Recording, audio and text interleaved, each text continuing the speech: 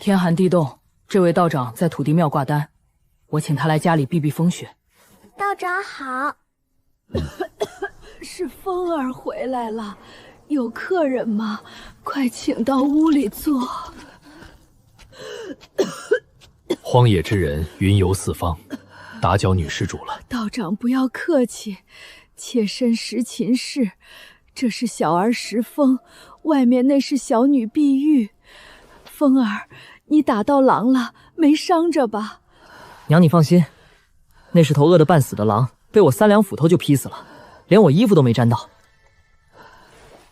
道长，您且安坐，这狼我要趁着没僵透赶紧收拾了，不然皮子就坏了。贫道就在屋檐下坐坐，顺便欣赏下雪景。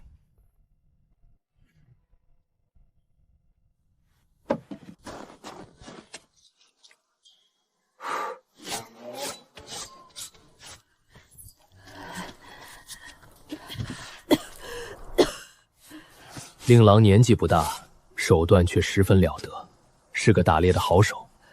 难为这孩子了，家里全靠他撑着。不知尊夫？先夫原也是镇上有名的猎户，可惜天有不测风云。风儿3岁那年，他爹在断龙岭遇上黑熊围攻，坠了深谷。我当时怀着碧玉去寻他遗骨，不慎跌断了左腿，就成了残废，还落下了这要命的肺痨。10岁那年，凤儿他爷爷也病去了，这千斤重担全压在了他一个13岁的孩子身上。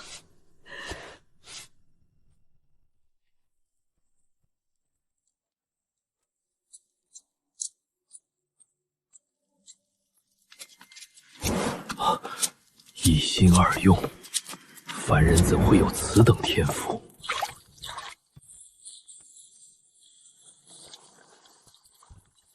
石峰，你如何会双手同时做2件不同的事情？我也不知道，大概是从小习惯了吧。哦，这是为何？愿闻其详。我父亲去世早，娘亲身体又不好，从小我一边要做小妹的米糊，一边要给母亲熬药，两边火候都急，我就试着2件事一起做，后来慢慢就习惯了。哦，那这一心二用是只能做除灶之事，还是别的事儿也能做？好像也不只是做这些，但如果要双手一起做的，我也分不出手去做。好比射猎时一手握弓，一手搭箭，我就分不出手做其他的事。但如果是2只手能分别做的，倒也可以，我也能一只手钓鱼，一只手削箭头之类。孩子，你伸出手来。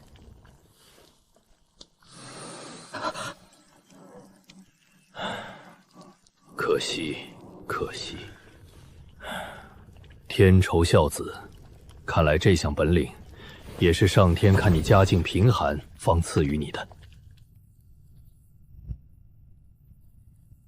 天寒地冻的，道长晚上可否屈尊在柴房将息一夜？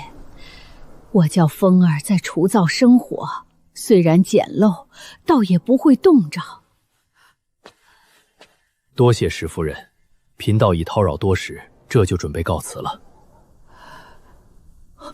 附近城镇离这儿最近的也有40-50里路，道长这时出发，天黑恐怕赶不到宿头。无妨，贫道自有去处，承蒙后代，无以为报。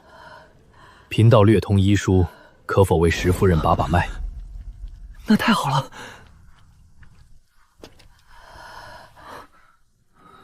石夫人，请。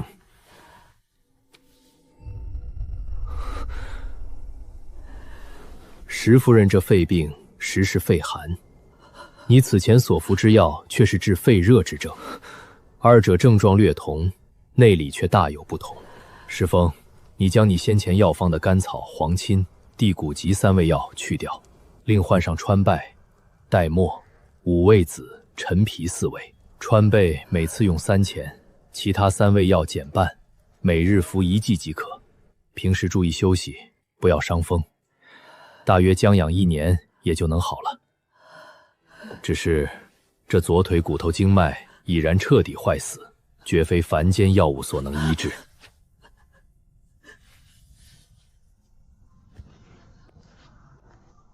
道长，且慢！请道长再救救我母亲！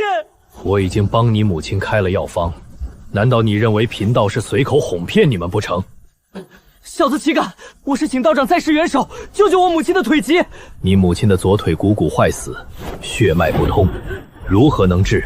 好比人死不可复生，不可复续。若能治好，这世上岂不全是长生不死之人？道长必有良方。哦，你这话如何讲？你怎么肯定贫道一定能治好你母亲的病？道长必是风尘一人，想来另有通天之法。贫道是风尘一人，呵呵，这话又如何说？天气寒冷，滴水成冰，道长竟只穿了件单衣。我早上在土地庙，还以为道长饥寒交迫，但道长神色从容，魂不觉冷，想来是身负绝学。道长行动如风，但这院中和庙前的平整雪地上，竟几乎没留下什么印记。适才道长给我拍脉时，我觉察到道长双指间有刺骨蓝气透出。我曾听村里老人说，天下有些奇能异士，身负气功，能为常人所不能。而且道长最后说，我母亲的腿疾非药物所能医疗，想来必有什么非药食道仙家手段，能治好我母亲。你这孩子，心思原来如此缜密，真是难得。唉，可惜，可惜，天公不作美。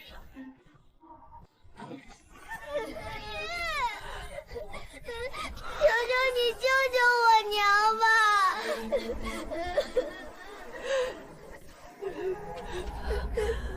都起来吧，念你们一片孝心，贫道就破例一次。多谢道长，多谢道长。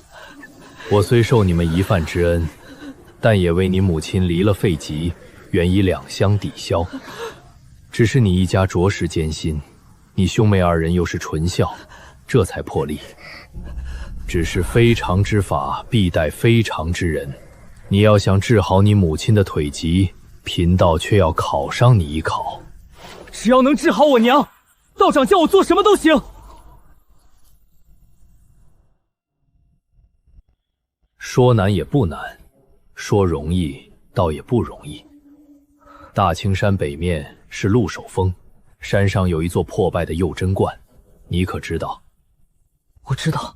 明晚子时3刻，你独自一人来佑真观。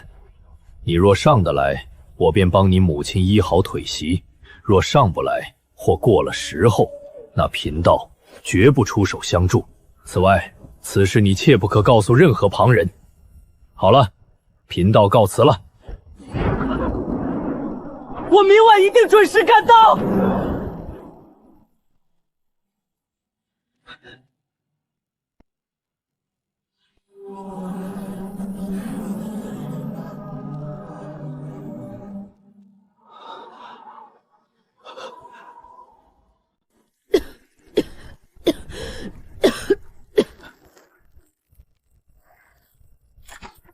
哥哥，你真的要去鹿首峰？风儿，你不要去了，这冰天雪地，路又滑，便是大人也上不了那鹿首峰啊。娘，你放心，鹿首峰我去过不止一次，路很熟的。话不是这么说，你以前去过那是夏天，而且是跟村里其他人一起去。现在大雪封山，路都看不清，又是半夜3更，如何使得？万一你出了个3长2短，娘便是死了，也没脸去见你父亲。娘亲，你别哭，我已经想好。那道长只要我子时3刻赶到佑真观，却没说一定要晚上爬山。我准备明天中午就动身，天黑前就能赶到。我看这雪今晚就能停，明日放晴，正好赶路。哥哥，即使天晴，山上的雪也化不了，还是看不清路呀。你这丫头没去打过猎，不知其中名堂。我对鹿首峰很熟，哪怕雪盖住路，我也辨得清。那树木山窟上的浮雪，跟实地上的积雪、厚度和反光都是完全不同的。何况陆守峰，陆守峰一路山道都种有杉树，极好分辨。话虽如此，你毕竟才是13、14岁的孩子，山上野兽出没，你如何应付得来？便是要找帮手，别人这时也绝不肯陪你去。道长已经定下规矩，不准告诉别人，更不准找帮手。这些仙家高人脾气怪异，万万不可失信。至于野兽，娘亲大可放心，陆守峰并没什么猛兽。哥哥，你骗人！陆守峰没猛兽的话，村里人平时怎么都不肯去。我听时间叔说，大苍山11峰，他最怕的就是陆守峰。没错，平时我也怕陆守峰，因为那里虽没猛兽，但多毒蛇。可现在是大冬天，蛇都在冬眠，最是安全不过。我带着弓箭，便有意外也足以应付。你们放心好了，这次我一定要帮母亲治好病。要不哥哥你带我一起去，我也不算外人。你个小丫头片子去干什么？我一路还要分心照顾你呢。再说，道长吩咐了我独自一人上山，不能带你。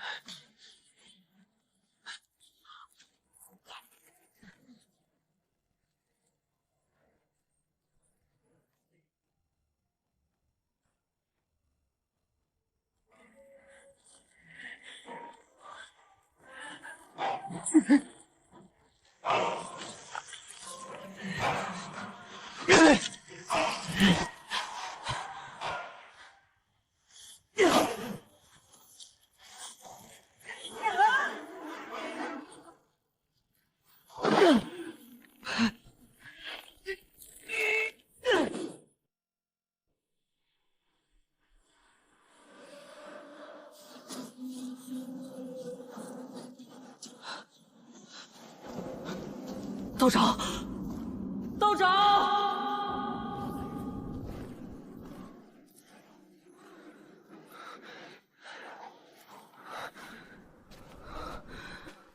真武大帝保佑，那道长医术通神，定可医好我母亲的腿疾。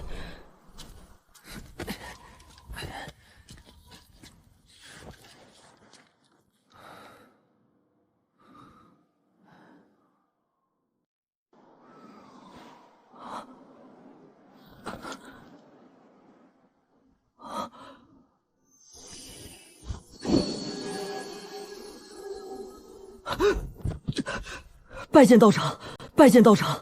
你这孩子年纪虽小，心智竟如此坚毅，可惜呀，可惜呀。难道我娘的病？道法仙物，本不传凡人。师风，念你孝心可嘉，贫道今日就破例一次。此药名为七花三参丹，能活死人，肉白骨。你拿回去与你母亲服下，当日她便能行动如潮。多谢道长救命之恩，还请道长赐告法号，我们一家必定给道长立长生牌位，日日焚香供奉。缘来则聚，缘尽则散。本座的道号，岂是你区区一介凡人有资格知晓的？这丹药你立刻带回去，本座的行踪，你切不可向任何旁人外授半句，否则本座必取你性命，搜魂夺魄。道长放心，小子绝不吐露半字。你且在观中歇息，天明就下山去吧。仙人，我遇到真仙人了。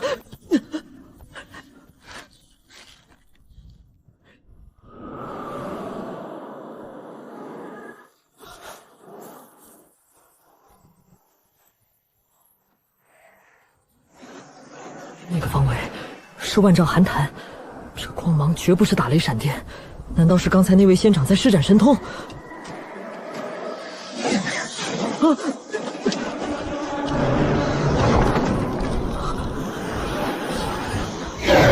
三阳老道，本座与你无冤无仇，为何如疯狗般苦苦追赶？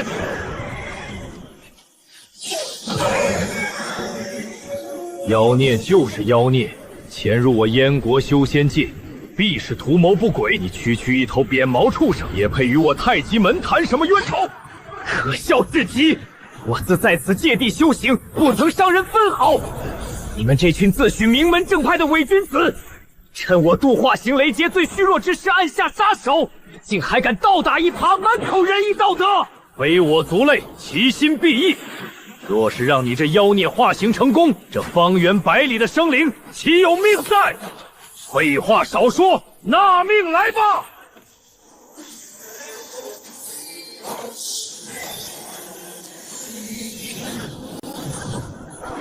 哼，我不过让你太极门3分，真要动手，难道本座还怕你不成？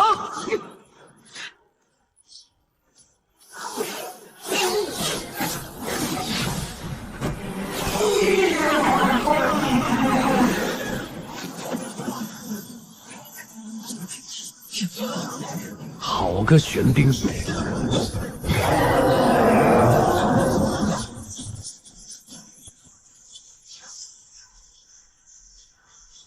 雕虫小技！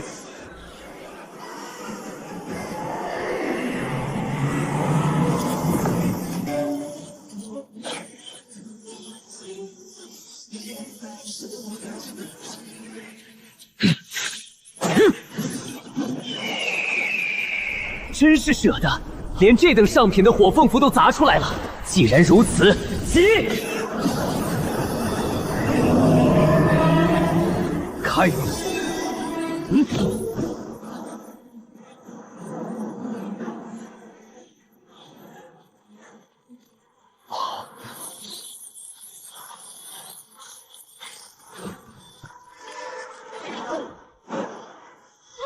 道长！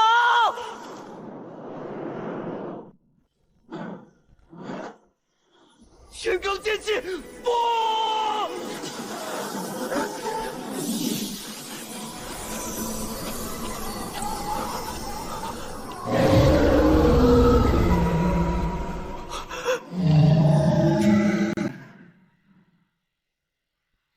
你这牛鼻子老道，进阶金丹不过区100年，居然能将天罡剑修出无形剑气，也算是个奇才了。不过，灵气化剑也不是你可以随意使用的。我看你强行催发了这招剑气后，此刻怕是已经大伤了元气吧？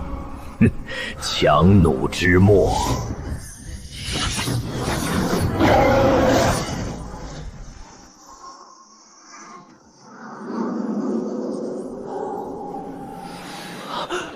果然，你法力大耗，已经发不出无形剑气了。呵呵，你这天罡剑虽算得上是件法宝，但想伤我，简直是痴人说梦。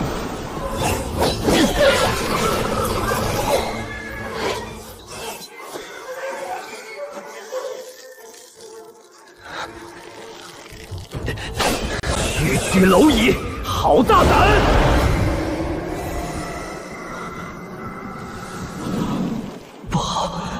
不能看他的眼睛。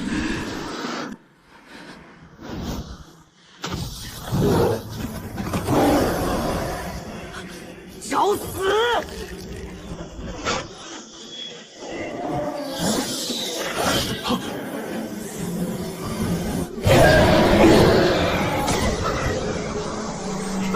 不妙，此乃高阶呼唤之术。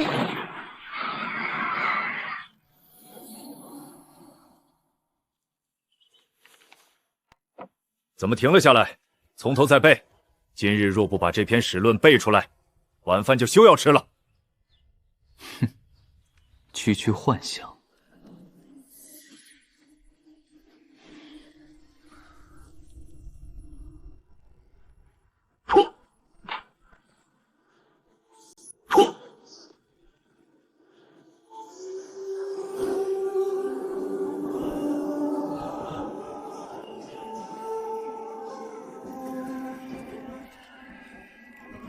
夫君，请满饮此杯。好。厉害的幻术，连我道心的一丝裂痕都能寻到。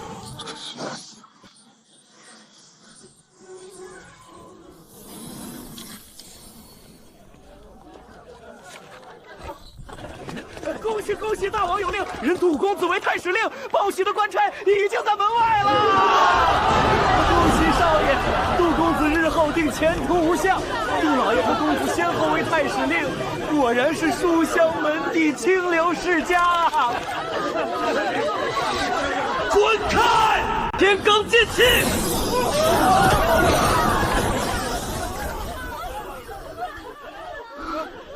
这绝不可能。我修习的太极真阳诀，乃是天下一切邪魅幻术的克星。我道心坚固，这几百年来遇到的幻术不知凡物，只要运转功法1周天，一切幻境皆灰飞烟灭。如今我功法神通尽出，竟破不开这层空间，这妖狐究竟是何方神圣？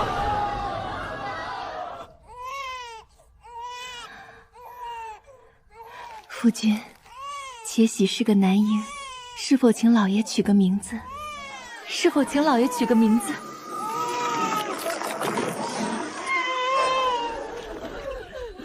少卿杜倩真本非良才，因其文学优罪，王乃亲为简拔任太史令，不欲其辜负王恩，在东平受赃巨万，非任言舌之官，乃敢攻讦大臣。其子杜元既为太史，非但不思悔改，反肆意诽谤。又沟通一众失意小人，联名诋毁朝廷重臣，着即刻抄家撤职，全家发配柳州，永不叙用，玉少不还。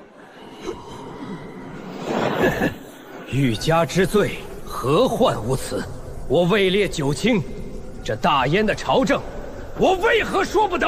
朝廷大臣，你们这群区区4人，市井阉狗小辈，也配自称朝廷重臣，可笑至极！大胆，姓杜的，你妄言公伯杂家，大人大量，反替你向大王求情，免你一死。你这不识抬举的狗东西，居然还不思图报！笑话！你等阉党把持朝廷，蒙蔽圣聪，使璧如山，千秋功过自有定断。我杜元在史书上一个字也不会替你们改改。你们居然诬陷我父亲贪赃！今日抄家，你们且看清楚，除了这满屋子的书籍，我杜家上下的现银不到500两，何来的贪赃巨万？骂得好，骂得好啊！你们这些酸腐文人都傲得很，都自认是铮铮铁骨，真是一群养不熟的狗子。既然如此，那咱家也收起这副好心肠了。来人，着将杜千真即刻收入天牢，杜元长留5000里，其家中女眷全都没入官奴，生生世世受人唾骂践踏。张大人，圣旨上明明只说发配柳州，你如何敢将我丈夫和公公如此变狗处置？你眼里还有没有王法？你要大王的旨意，好呀，小林子，你即刻回王宫，再请一道旨意来便是了。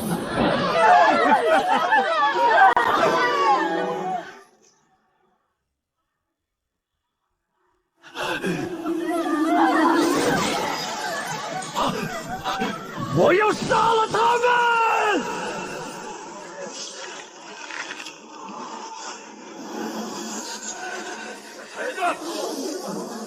太史君，10年灌海沉浮，好比黄粱一梦，今日可否醒来？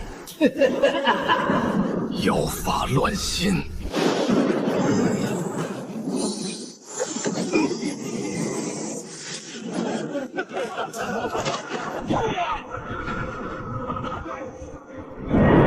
不行，功法运转已到极致，依然冲不破这层空间。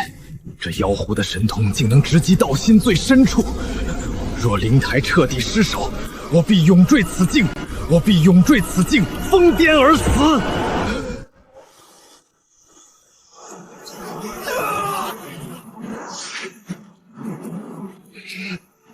给我看！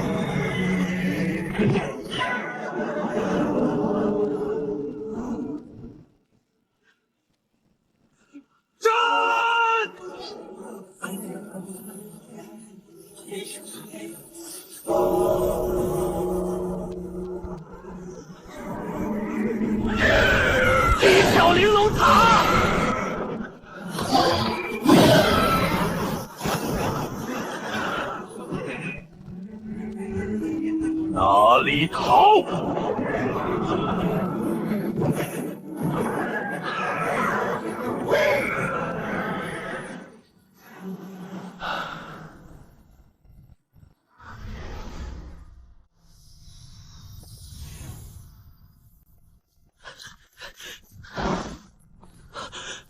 拜见仙师。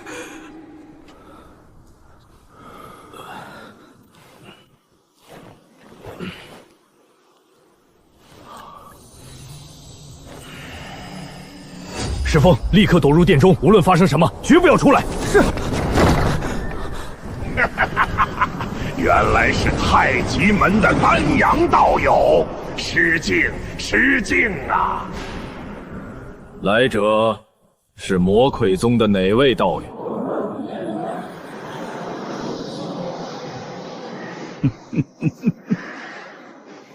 原来是乌长老，一别50余年，乌长老的修为又精进了不少。哪里哪里，老朽一大把年纪，还谈什么精进？倒是丹阳道友，以区300年时间结成金丹，可谓我大燕修仙界的奇才呀！咦，这寒潭里那头千年妖狐居然气息全无，莫非已被道友收走了？果然是冲着此妖而来。这等化形妖兽的妖精，价值连城，足以让同门手足相残。何况这乌长老乃是魔培宗的狠角色，今日之事，怕是无法善了。原来真是被道友得手了。这只妖狐怕有1000年笑行吧？道友果然神通惊人。乌长老是如何知道此地藏有妖狐的？这个有何稀奇？妖狐的气息那么浓烈，老夫组织他在此潜修，不过前些日子闭门炼制一件法器，这才耽误至今。据贫道所知，这白狐本在极北的紫冰山川修行，被贫道击伤后，一路逃窜，才来到这大苍山，躲入这万丈寒塘中汲取阴寒之力疗伤。算来，他来此地前后不过3、4天时间，如何一直在此潜修？乌长老，莫非你认错妖了？哼，道友，你莫要强词夺理。这大成之山乃我魔魁宗势力范围，你在我宗门地域夺取宝物，无论如何也说不通规矩。乌长老这话，贫道可不敢苟同。大苍山又非魔象山，根本是无主荒凉之地，何时成了你们的势力范围？再说，此妖狐乃贫道从极北之地追踪万里至此，难道极北之地也是泥魁魔宗地盘不成？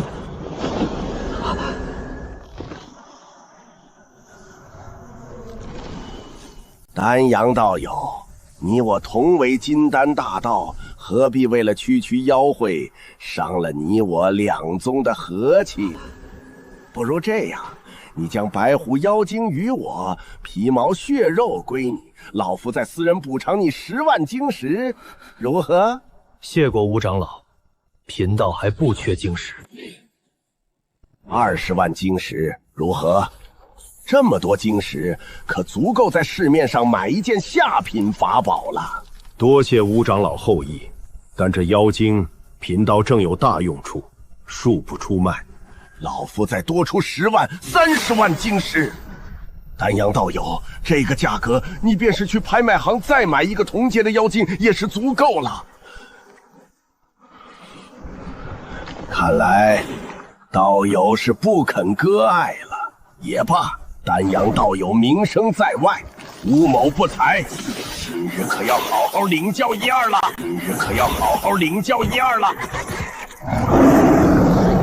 正要请教。果然好胆识，不过吴某也不愿就此引起你我2宗的惊天大战。这样吧，白狐妖精老夫不要了，只请道友将那白狐的精魂转让给老夫即可。老夫仍然愿出10万晶情的价钱。白狐精魂，不错，道友对我魔道的傀儡术所知不多吧？大凡傀儡术是先以死物器皿炼成躯壳，再用晶石为核心来驱动。但我魔傀宗的秘传血傀大法，却能在傀儡中封入妖兽的一丝残留精魂。如此，这死物傀儡便能模仿妖生前的一些本命技能。按老夫本意，自然是白狐的妖精和精魂都要收入囊浆。但既然道友死活不肯，老夫便退而求其次。只要那白狐的精魂，妖兽能诞生精魂的，在这修仙界可谓凤毛麟角。而妖精虽然珍贵，大不了老夫多费些高阶晶石替代便是。丹阳道友，吴某这个提议如何？妖精归你，精魂归我，老夫再私人补偿你10万晶石。丹阳道友，你且在坛面布下绝灵法阵监视此妖，我速回凌霄阁，借取宗门重宝抗阳珠，定能克制这寒潭的极阴之气。不对，这乌老魔声名狼藉，死在他手上的正道名书不计其数，他何曾顾及过什么正魔大战？而且精魂离体3息便会自然消亡，偷取之法我一无所知。焉知他不是在拖延时间搞鬼？尹仙子回宗门搬救兵，这老魔后一定是派了同伙去半路截杀他，自己则亲自赶来对付我。若等他的帮手解决了尹仙子赶来会合，我必死无疑。吴长老好兴致，跟贫道讲了这么久的废话，怎么，你的帮手还没赶到吗？道友何尝不是一样的心思，想拖延时间等你那同伴？不过，你那同伴只怕是来不了了。老夫早晚已传音叫宗门高手齐出，此刻他只怕早就成了一具冷冰冰的无头尸骸了。道友修行数百年不易，此刻乖乖交出妖狐，吴某或许还能留你一条全尸。聒噪！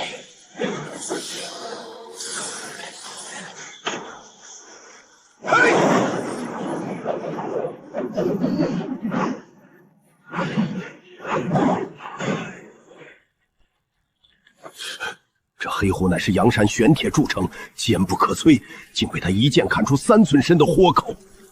太极门的御剑之术果然霸道。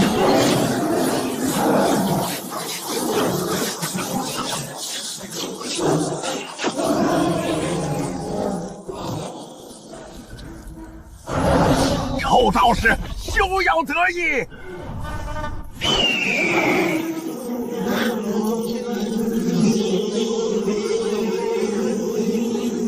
嚯！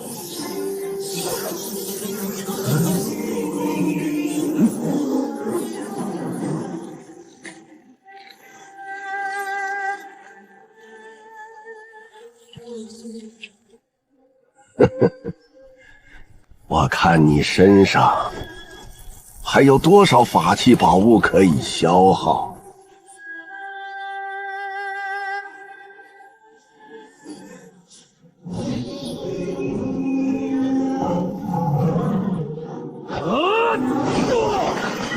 御剑术，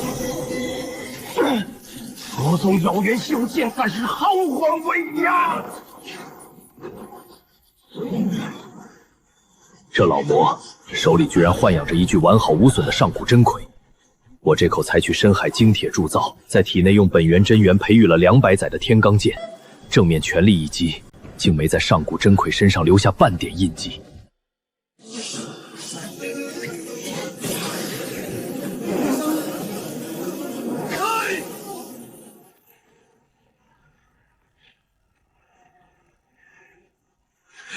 擒贼先擒王，老魔受死！休想！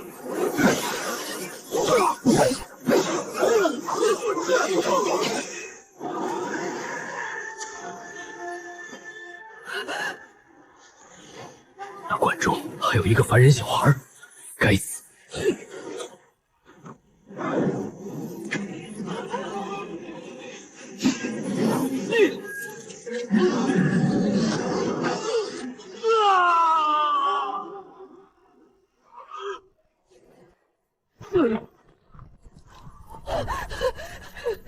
师，你怎么样了？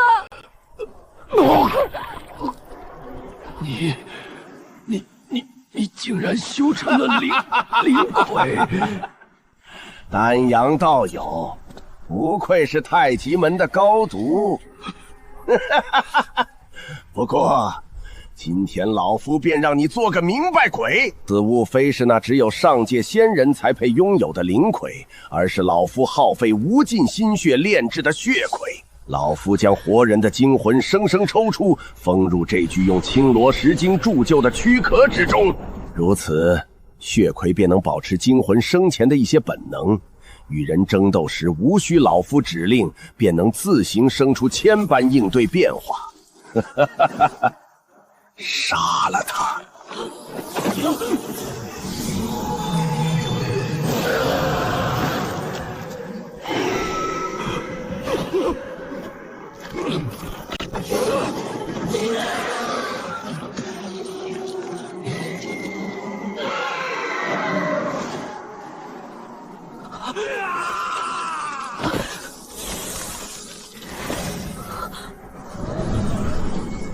哎呀，天杀的牛鼻子老道，你竟然敢毁了老夫的千年精魂！本想好好送你这老道归天，今日老夫非要将你身上的精魂一点点抽出来，日夜用魔火炙烤，方能消我心头之恨。去，先给老夫把丹阳真人的四肢卸下来。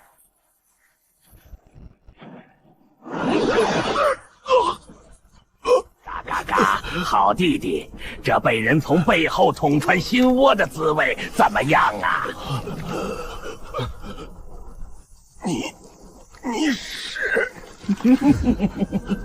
傀儡反噬，修习果道之人被恶鬼反噬尚有耳闻，但这毫无生命的傀儡，怎会生出灵智施主？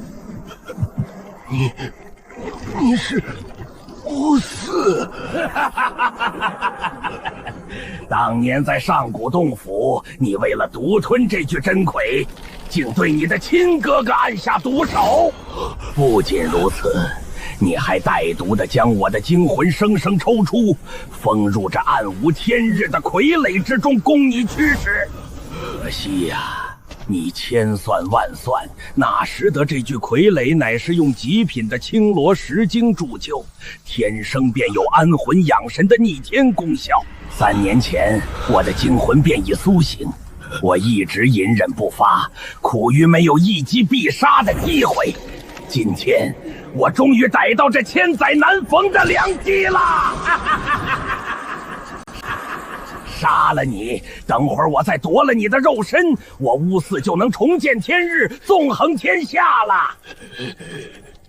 你休想！血毒咒，你好歹毒！我不甘心，我不甘心呐！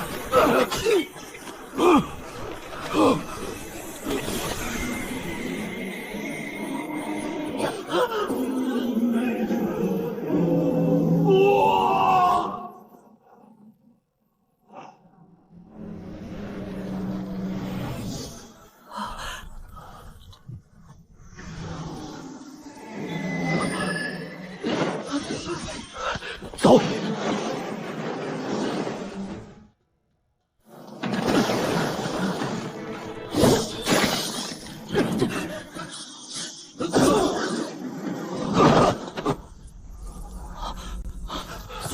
仙师！别喊！魔魁宗的援兵到了，此刻贫道法力全无，万万不是魔魁宗援兵的对手。晋升。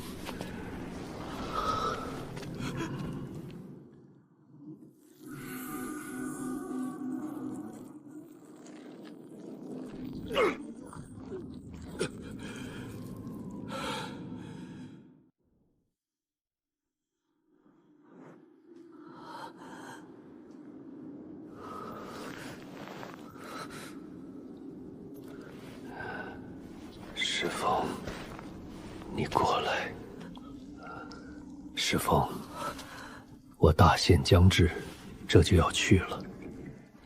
出家人早已看透生死，陨落身时本来算不上什么大事，谁知临终前竟惹下滔天业障，拖累了你们整个红石镇。仙师，你为什么这样说？昨晚我与那魔道长老一番激斗后，他的帮手已经赶到，我匆忙带你躲入这山洞。那魔道贼被四下找不到我，于是去了红石镇。偏偏那千年白狐的尸体被山风吹落在了镇子门口，我在土地庙和你家都曾逗留，留下了气息。那魔道贼人昨晚在镇子里遍寻白狐妖精不见，又问不出我下落，一怒之下竟施展魔道手段，将红石镇屠戮一空，将整个镇子一把火烧作了焦土。娘亲，小妹！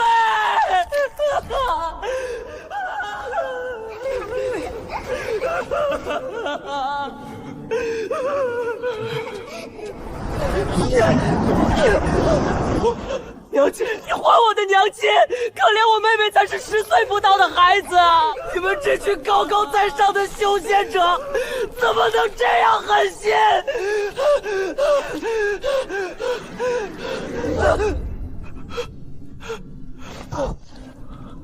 贫道万死，不能赎其过。到了九泉之下，无脸见我历代祖师。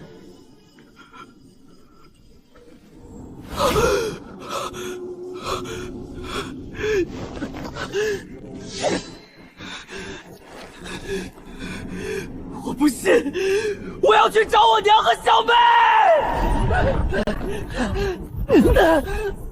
石峰，你不要去，魔培宗的人肯定还没走管，你去了，必是死路一条。放开我，我跟他们拼了！你一介凡胎，在那群魔道修士眼中连蝼蚁都不如。人家吹口气，你便灰飞烟灭，你拿什么拼？孩子，你坐下，我大限将至，最后还有些事要交代你，就当是老道求你，听我说完吧。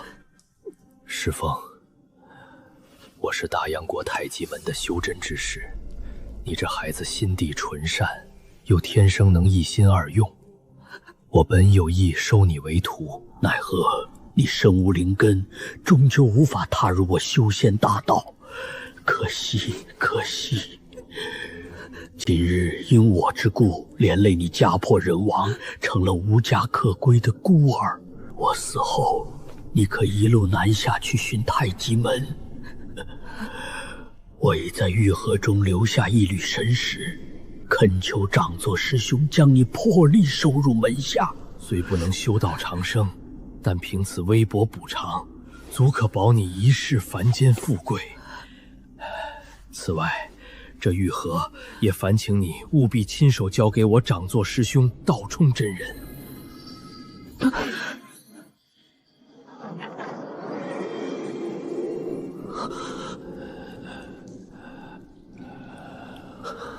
这是我的身份名牌，你带回太极门以作信物。但这名牌和玉盒干系直大，一旦在这大山附近被旁人知晓，你立时小命难保。切记，切记！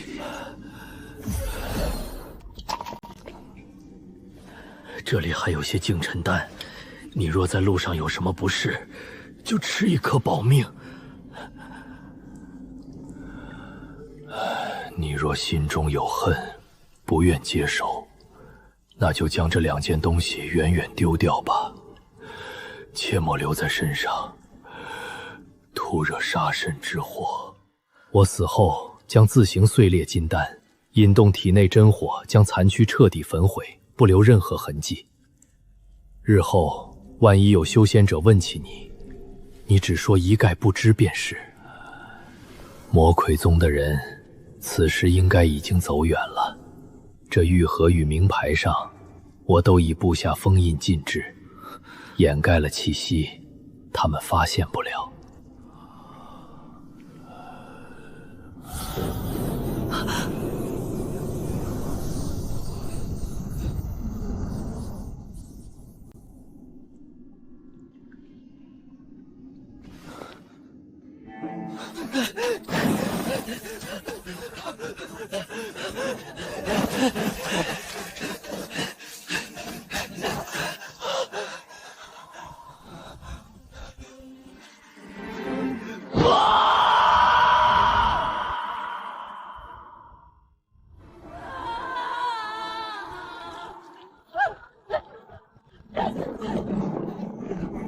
娘亲，小妹，你们在哪里？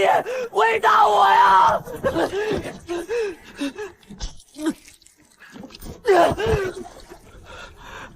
全都没了，都没了。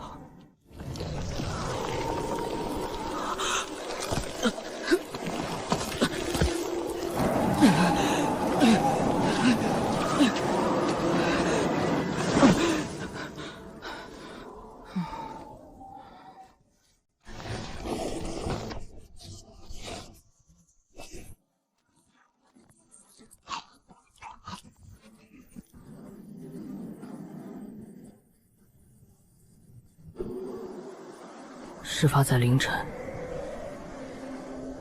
娘亲腿脚残疾，根本逃不出来。我没有亲人了，这洪氏镇我也待不下去了。丹阳仙师临终前悔恨万分，这场大祸虽因丹阳仙师而起，却非丹阳仙师所愿。丹阳仙师作画前甚至不惜醉粉水残躯，也不愿连累我。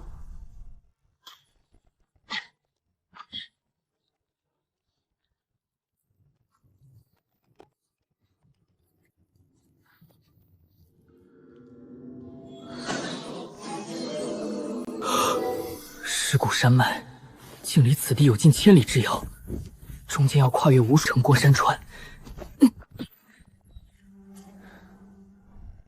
仙师，石峰定不负所托。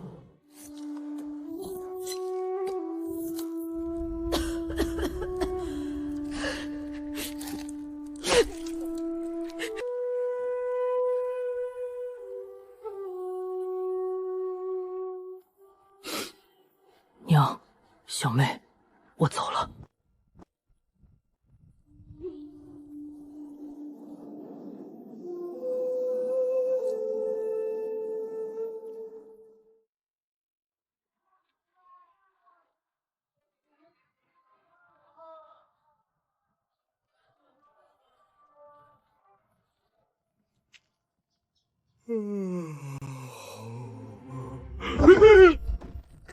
哎，出去！没长眼睛吗？这里是卖香烛拜神仙的地方，不是池州的善堂。要饭滚到前街去！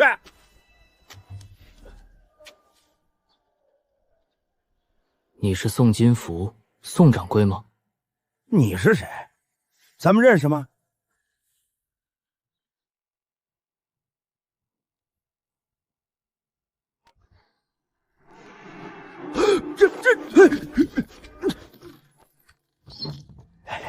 尊师，里面请。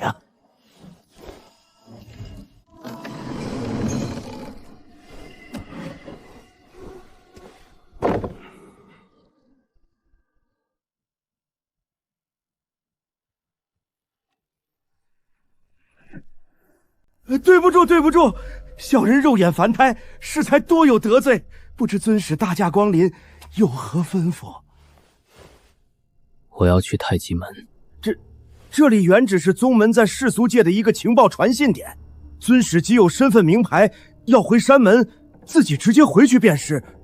为何要找在下安排？这个你别管，你快安排我回山门就是。是，小人这就去安排。不知尊使打算何时动身？马上就走，不要耽搁。小人遵命。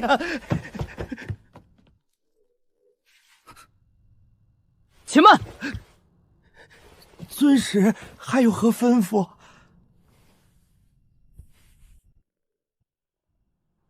你这儿可有饭菜？若是吃了再走，倒也无妨。有，小人这就去端来。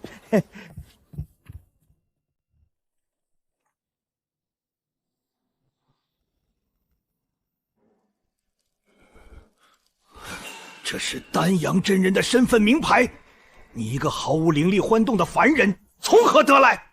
此事我要亲自见到道冲道长才能说。好大的口气！小兄弟，你身无法力，又非我太极门人，为何偏要见道冲真人？有什么事由贫道转达，有何不可？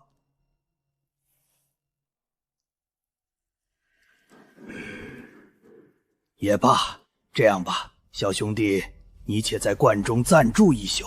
贫道今夜便向宗门执事堂发飞剑传书，一切由上头定夺。宋掌柜，没你的事了，你就先回去吧。是，小人告退。宋掌柜，此事还请不要外传。你这孩子倒是细心，这点规矩我还不晓得。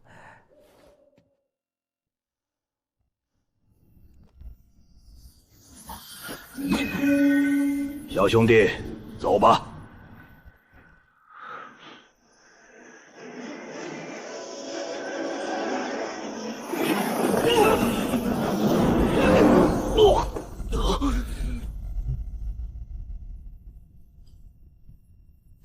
原来是于师兄，今日是林师弟当值啊！我奉宗门之命，带着孩子回山。是，早见执事堂的总管已有吩咐。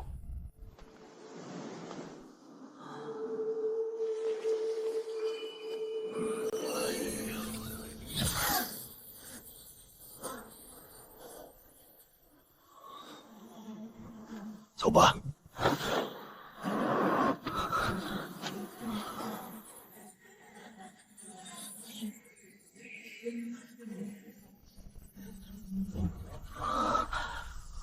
原来这就是仙人福地，五行难辨，正邪难分，内外难治，是非难解，爱恨难抛。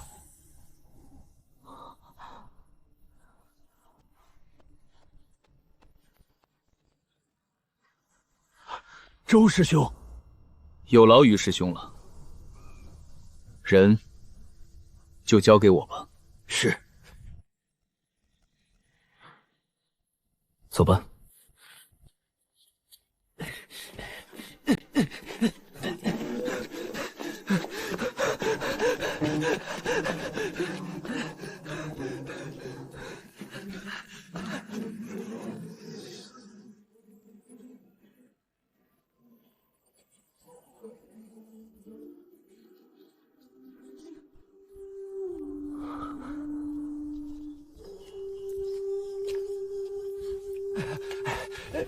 原来是周师兄大驾光临。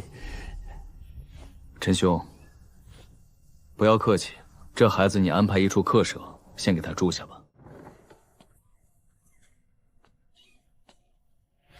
东六房正好空着，且是向阳，周师兄你看可否？就这间吧。这便是房门进牌。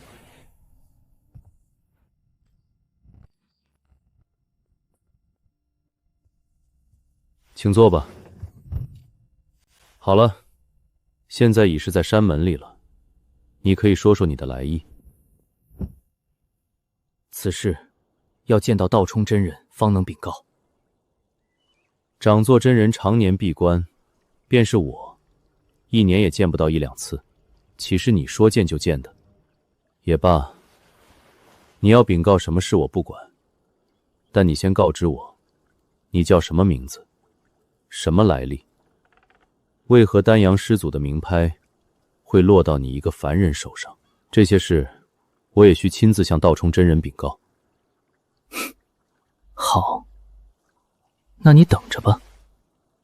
你区区一个凡人，等一辈子也未必见得到掌座真人。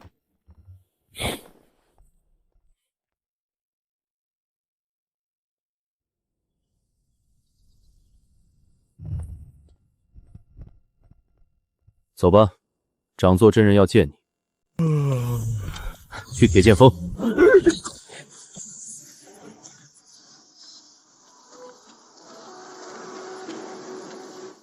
是周青吗？进来吧。是。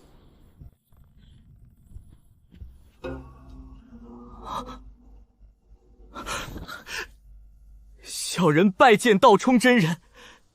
小友请起。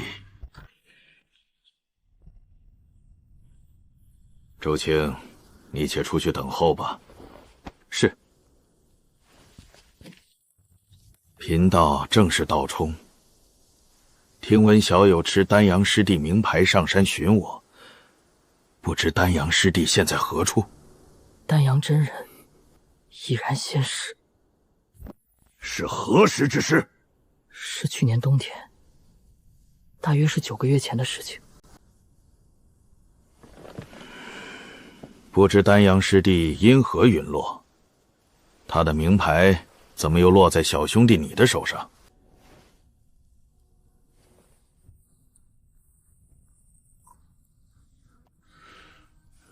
其中缘由，丹阳道长已在玉盒中详细说明了，请真人过目。且慢，师兄，这人来历不明，小心有诈。这位小兄弟身无法力，乃尘世之人，如何暗算你我？他若是身有法力，焉能轻松上得我铁剑峰？哼哼，世间魑魅魍魉手段极多。惯常下毒中蛊，鬼惑狐媚，这玉盒来历不明，不可轻启。无妨，这玉盒上的禁制，确实是丹阳师弟亲手布置的，且是极其复杂的99玄龟封印，便是在我太极门里，也只有你我2人能够解开。他人若要强行开启，整个玉盒便会瞬间爆裂。看来，里面的东西丹阳师弟极为重视。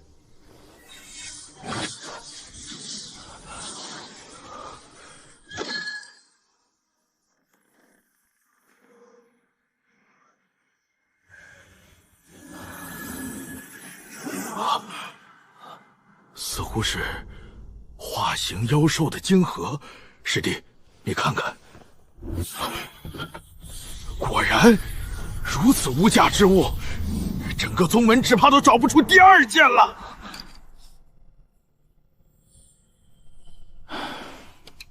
师弟，你也看看吧。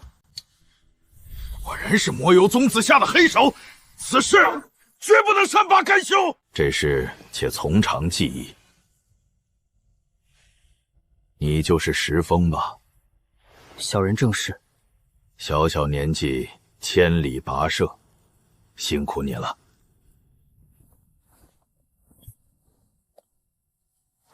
这些丹药也是丹阳道长的。丹阳师弟在玉简中已经说了，这5颗净尘丹是送给你的。说来好笑，这净尘丹原是我辈结丹期修士用来增进修为的上品灵药。丹阳师弟可是花了50余年，才得了这区5颗，弥足珍贵。也亏得石峰是凡人肉身，根本无法激发丹药里的狂暴灵力。若是个炼气期修士，这净尘丹里的药力何等精纯霸道，一粒吞下去，那炼气期修士便要当场爆体而亡了。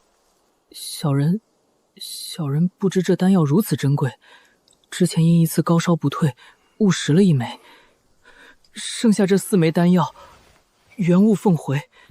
什么？还有4颗？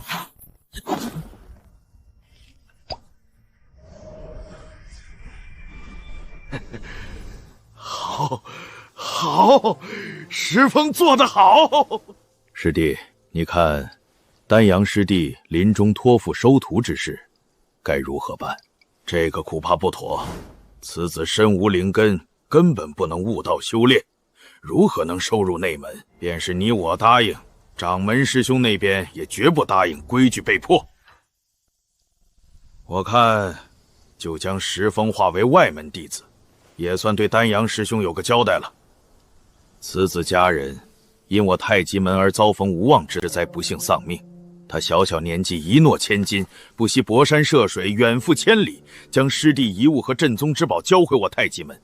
他对我宗门是有大功呀。哼，掌门师兄那般古板脾气，如何会因为一个凡人轻易改变祖宗传下来的规矩？石峰，你且仍在山门客室住下，等候消息吧。是。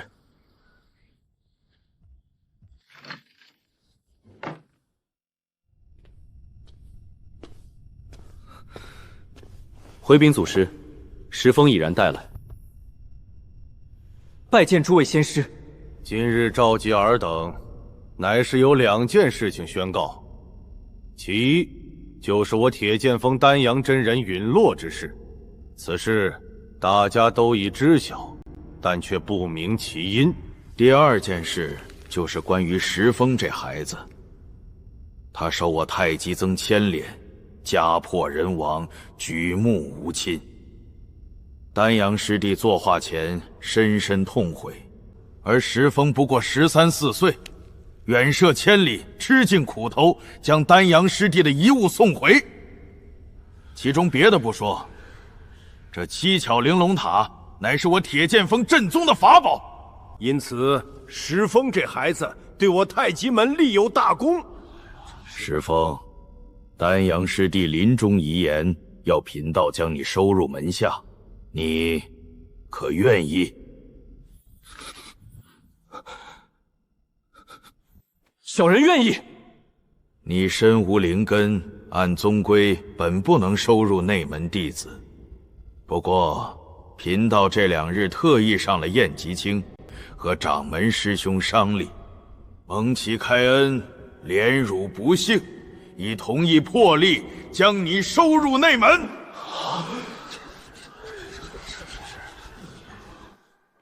什么狗屁蒙其开恩！师兄，你跑到砚台岭跟整整吵了3天3夜，人家根本就不松口，死拿祖宗规矩搪塞。后来你把那颗化形妖狐的无价妖精献了出去，掌门老鬼这才立刻变了口风。哼，用一颗无价的妖精换一个毫无用处的凡人乞丐，师兄这买卖简直是赔到姥姥家了。这居中的就是我太极门的开山祖师太极仙人，旁边的都是历代掌门和宗门先贤。石峰，你且过来行礼，拜见祖师。且慢，师兄，你似乎还忘了一件事。师弟，什么事？凡入门弟子行拜师大礼前，尚需进行灵根测试。石峰身无灵根，丹阳师弟已验过了，便是几天前你我见到这孩子时，也都用神识扫过，这孩子确实身无灵根呢。师兄，你我2人当时都只是用神识略约扫过而已，并不曾深究。天底下奇怪变异体质本来多得很，何不用灵根盘仔细草验一番，免得有所疏漏，你我也好因材支教嘛。赵师弟还是心痛那枚被送出去的妖精啊。师弟所言甚是，去取灵根盘来。是。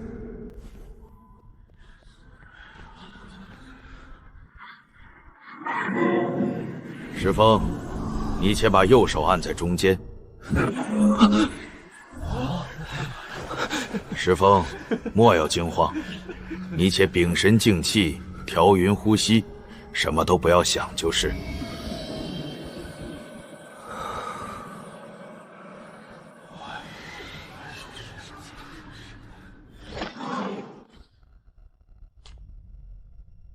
孩子，不要难过。贫道先前已说过，有无灵根都会将你收入内门。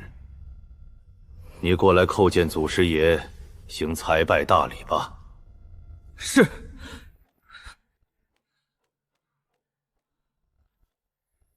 石峰，从即刻起，你便是我太极门门下第25代弟子了。弟子叩见两位师祖。我太极门创派数千年，是大杨国正道5宗之一，声名不弱。你入门后要勤加修习，不可对了我太极门的声誉。是，师祖。师弟，你看将他归入谁人门下？石峰与丹阳师兄有缘，自然应将他归入丹阳师兄一脉。师弟所言甚是。刘云子，弟子在。你是丹阳师弟的大弟子，这石峰就归入你门下，你好生调教吧。是，弟子谨遵长作师伯法旨。石峰，这刘云子今后就是你的师傅。弟子石峰拜见师父。起来吧。散了吧。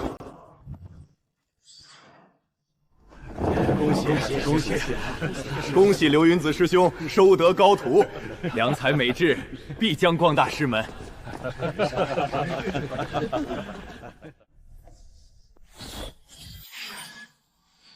走吧。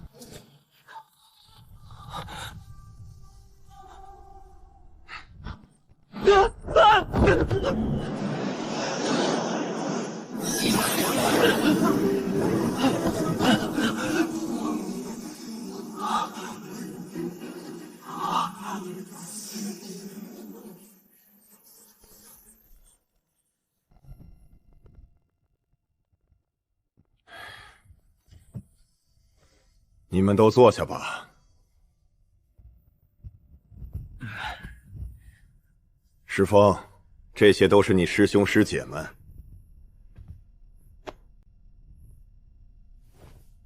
七师弟不要客气，以后都是一家人了，有什么事尽管打招呼。多谢。好了，长青，你是大师兄，你安顿一下老七，其他人都回去吧。再有1年就是宗内小比。你们不要给为师丢脸。是。这里以前居住的郭师兄喜欢种植药草，他走后也就荒了。师弟，你看看可满意？多谢师兄，就这里吧。那好，咱们先去执事堂领东西吧。老岳，老岳，你怎么一天到晚睡不醒呀？你还好意思说？今天掌门说你们铁剑峰有个新收的内门弟子，特意交代我在这儿等着，结果等了半天你都没来。你说了这么多废话，不就是要点好处吗？你运气好，正好我上次采的银环草还有多，等出炉后给你一瓶补气液就是。长青师兄的大方那是出了名了，多谢多谢。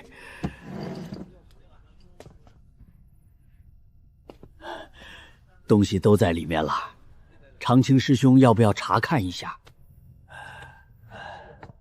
有啥好看的？都是些不值钱的东西。走了。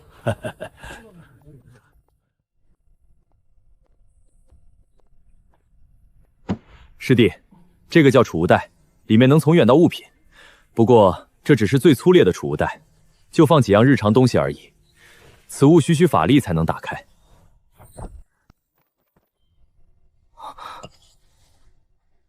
这个东西最要紧，是你的身份名牌，你需滴入1滴精血。精血？滴入？很简单，你找把刀子，随便割破手指，把血涂抹在玉牌上就行。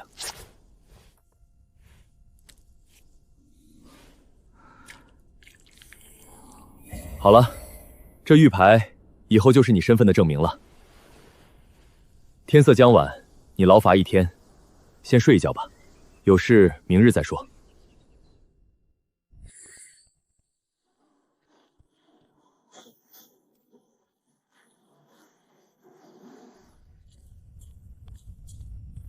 弟子石峰拜见祖师。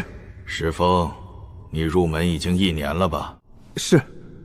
目下在何处述职？弟子在铸剑谷。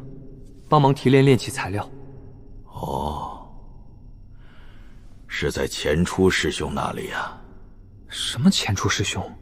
我在炼器堂待了1年，连他的弟子徒孙都没见过一个呢。你在宗门修习过什么功法？弟子身无灵根，没有修炼功法。哦，对了，长青大师兄教了我纯元功，说可以强身健骨。我今日叫你来，正是为功法一事。我看你筋骨强壮，倒是适合走体修之道。体修？我这里有部体修的功法典籍，便传于你吧。你去吧。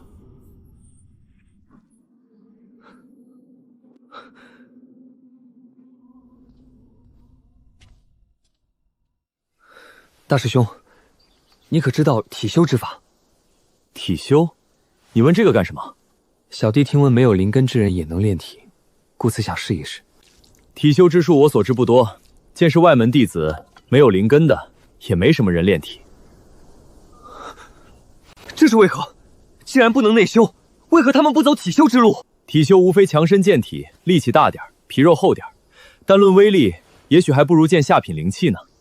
这体修不仅艰难，若无灵根，就无法筑基结丹，也不能增进寿元，徒耗功夫而已。师兄，你知道我是没有家底的人，左右无事，练练也无妨。这个也是。不过师兄，我也不懂体修之法。你若要修炼正宗的炼体术，不如去藏经阁找找。藏经阁？我能去吗？内门弟子都可去得，你为何不可？师兄，请问此地可是藏经阁？令牌呢？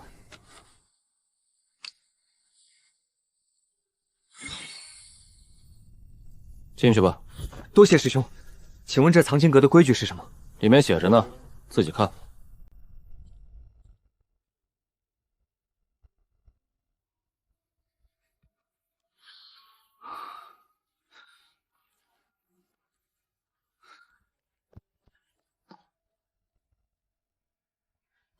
太极门是内修剑宗，向来看不上这些炼器之类的外门技艺。至于内修功法，哪怕是最基础的，底下2层也绝不可能有。师兄，请问2楼的玉简能否复制？可以，复制免费，自备玉简。这几枚玉简可否麻烦师兄帮我复制一下？小弟今日身上正好了带玉简。你不仅让我浪费时间帮你复制，还要我倒贴玉简，你小子吃错药了吧？这里有10块晶石，有劳师兄了。师弟，这么客气做什么？些许小事，你不说，师兄也代劳了。师弟要复制多少，尽管开口。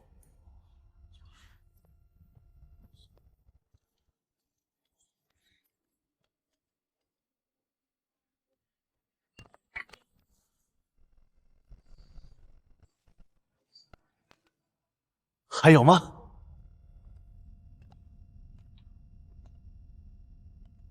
没有了，多谢师兄，小弟告辞了。师弟慢走，有空常来。若是忘了带玉简，尽管找我，我道号陆真。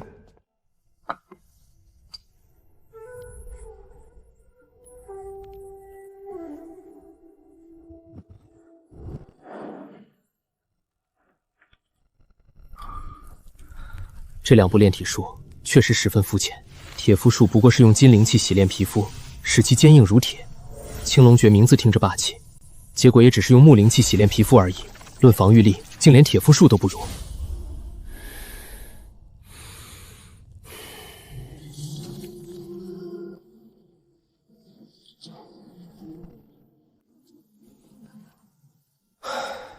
看来只能去请教大师兄了。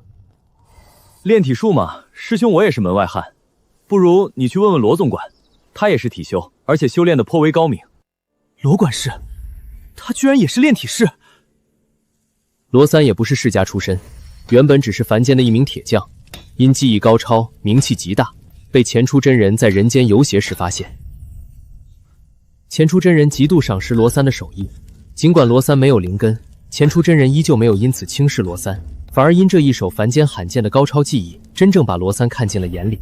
钱出真人破例将罗三收入太极门外门炼气堂。罗三深知修真界实力为尊，罗三没有家世背景，若无护身之法，随时都可能在修真界丢掉性命。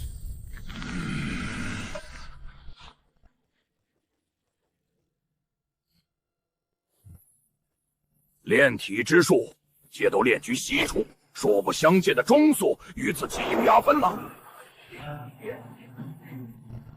一般的炼体术只需吸纳单一灵气，由表及里，从皮肤、肌肉到骨骼逐一强化。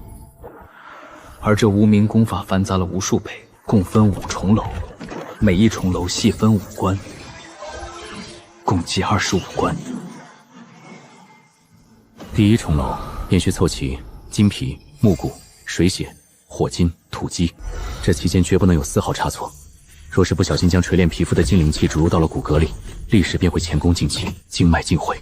只有5关全部达到要求，方可结成第一重楼。此后依据5行相生，层层递进，直至最终皮、骨、血、筋肉皆蕴含5行真气，结印为为一体。这功法莫非是骗人的？如此繁杂的功法，炼体师不到100年受孕，能修炼成功吗？莫非是什么人随手写出来逗人玩的？但道冲真人乃是前辈高人，他亲口说这无名功法来历不小，很是高明，却不由我不信。不如且练上一练。纯元功吸纳速度极慢，是最疏浅的烂大街功法。先去藏经阁买几本更好的5行功法吧。我想找几部吸纳速度更快的高阶5行功法。师弟，功法自然3楼有不少，但进3楼观看却需师备手令，且一次只能复制1本，不知师弟可否有手令？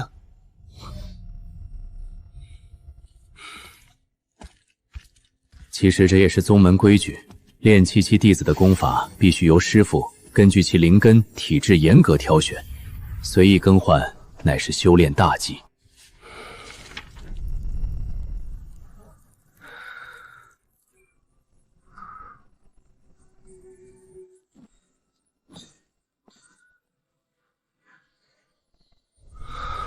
时间一长，宗门甚至开始流传，铸剑谷有个外门弟子因家境贫寒，为了赚经石疯狂干活，夜以继日，连睡觉都在提炼室。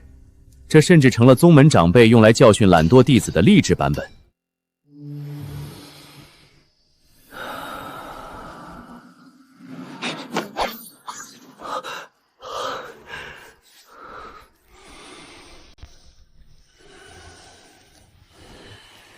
罢了，这第一重楼必须5关具备才能收官。既然火金练不成，便放弃吧。反正我也不求一定要结成第几重楼，能强身健体，保住性命便足够了。宁水宫，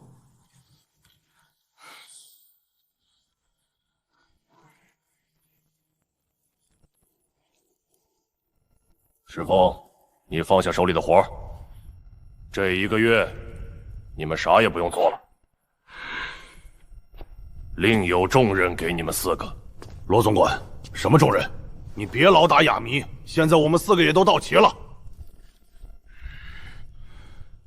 这个你们别问，随我去见掌座真人，掌座真人自然会告诉你们。掌座祖师召见我们，出了什么事？你们别问了，随我走就是。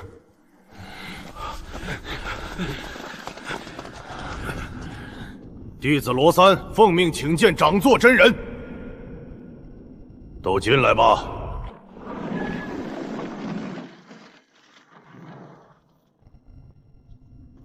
拜见掌座真人。都起来说话，不要客套。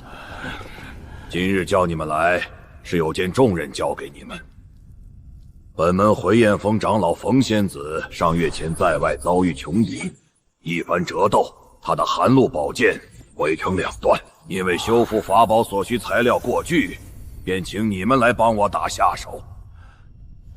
听凭掌座真人吩咐。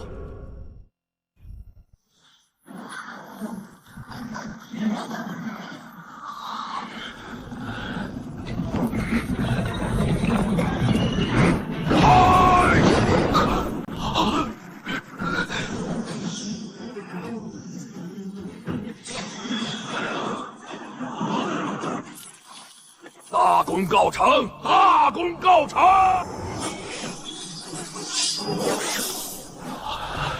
此次你们都出了大力，每人赏赐500晶石。此外，千古提炼室的材料，你们可以任选一件，也当做给你们的奖励。多谢掌座祖师厚赐。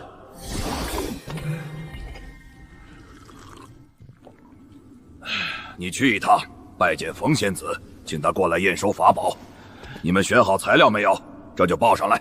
弟子不想要什么宝物，希望祖师能将这1月来宝鼎里的炉灰赏赐弟子1两。什么？你说什么？弟子是想祖师赏赐一些炉灰。你们都下去吧。你说说，你为什么要这炼炉中的炉灰？弟子听闻，阴寒石炼制寒属性宝物的绝佳饲料，不过阴寒石掺杂了部分魂木粉，需要炼化后才能使用。你知道阴寒石如何去除其中的魂木粉杂质吗？阴寒石的炼制需用内家真火或者万年地火方可融化。阴寒石乃至阴至寒之物，为何用火来提炼？这正是一件怪事。阴寒石无论在烈火中如何焚烧，其阴寒之性丝毫不减，而其中掺杂的魂木粉能够被火焰融化，因此便可提炼出精纯的阴寒石。你要的炉灰就是这魂木粉？正是。你知道魂木粉的用途？魂木粉本来也没什么作用，但经千年地火焚烧后的魂木粉，白皙如纱，因生于阴寒石内，不惧于冰。此外，它历经千年地火焚烧，也不惧于火。如此便是水火不侵。若在炼器时掺杂一些，可使得灵气抗火抗冰，是上佳的炼器材料。祖师炼炉中的炉灰，弟子想应该就是魂木粉了。虽然没经过千年火烧，但此地地火十分猛烈，又经祖师内家真火锤炼，应该品质也很高了。这些你是从哪里知道的？弟子是偶尔观看了一本典籍，是一个叫邱平子的人所著的《方炉夜谈》。方炉夜谈，这书可是生僻的很呀！你小小年纪也看过。邱平子这人性格怪异，不过倒也是炼器界一位颇有见识之人。你所说不错，这魂木粉经烈焰焚烧多年后，便是千火于心，乃是极珍贵的炼器材料。嘿嘿嘿，要不是看在这东西的份上，光凭几万星石，老道我可不会接这个活儿。弟子不知此物的珍贵，请祖师另赐一件材料即可。哼，老道岂是说话不算数的人？不过1两太多了，这炉中顶多2000火余磬，老道就给你5000吧。多谢祖师厚赐。老道且再考考你，你说都炉子的外壳坚硬无比，其壳内的果肉又脆弱之极，这分离都炉子外壳之法，你知道几种？弟子只知道6种，分别是冰镇热爆分离之术、纯阳刀切割之法、七毒水浸泡腐蚀之法、六木三火长裂之法、乌木属生石消化之法，似乎还有乌金盐铁砂的打磨之法。不过这个弟子就不太有把握了。都炉子分离外壳之法其实有9种，其他3种都需要法力神通辅助，你不知道毫不为怪。你所说的6种都对，一般人只晓得前3种法子，你能说出6种，已经大出老道意外了。看来你还真是炼器的好苗子。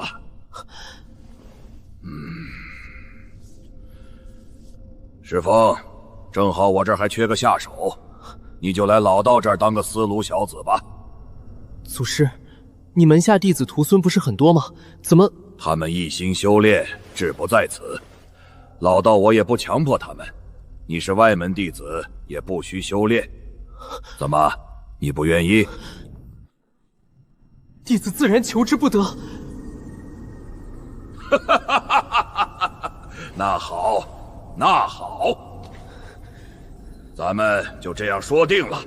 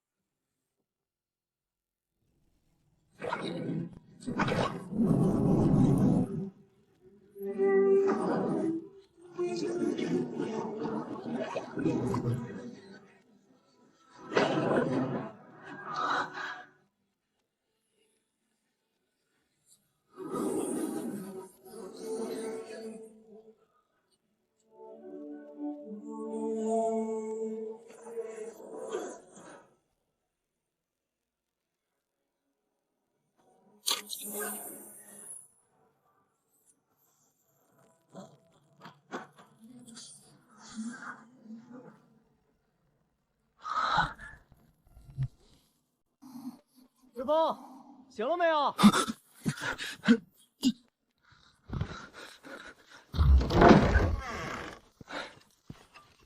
石峰，介绍一下，这是我堂兄顾明成，年纪只比我大1个月，和我一起入门的。不过现在比我出息多了，是叠翠峰的高足，4年来已是炼气期8层的修为了。石小弟别听他胡说，我算什么高足呀？宗门比我强的多不胜数。哎，别光客套，说正事。石峰，我今天介绍我堂兄来，是他有一件灵器，想请你帮忙修复一下。修复灵器？顾师兄为何不找内堂的长辈？内堂那些人忙得很，找他们得托门路，而且收的晶石，简直他娘的是狮子大康口。实不相瞒，余兄这些年蒙恩师赏赐，加上宗门任务做得勤，本来也有4、5千灵石的积蓄。不过因为日子近了，我想搏一把，便买了几瓶精剑修为的丹药，积蓄一下子就花光了。谁知3天前和几个同门去猎杀斑斓毒蝶时，被那妖物伤了我的灵气。我找了个真正的炼气弟子打听了一下，修复的价格居然要2000灵石，实在没法子，只能来麻烦师兄弟。原来如此，不知可否先看看师兄的灵气？小弟可不敢说有10成把握，这个自然不敢强求。这是子母八卦刀，正是此物。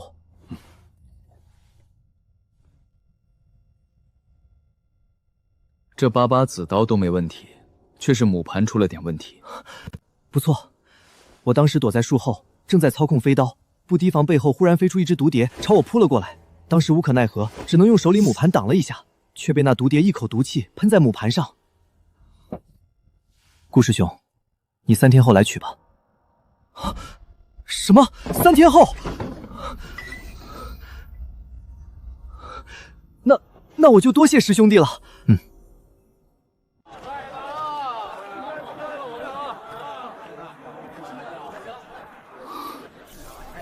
这个怎么卖？200年交恶几金，换取能对炼气7层修为有精进之效的灵药1瓶。在下没有这等灵药，不知可否兑换灵石？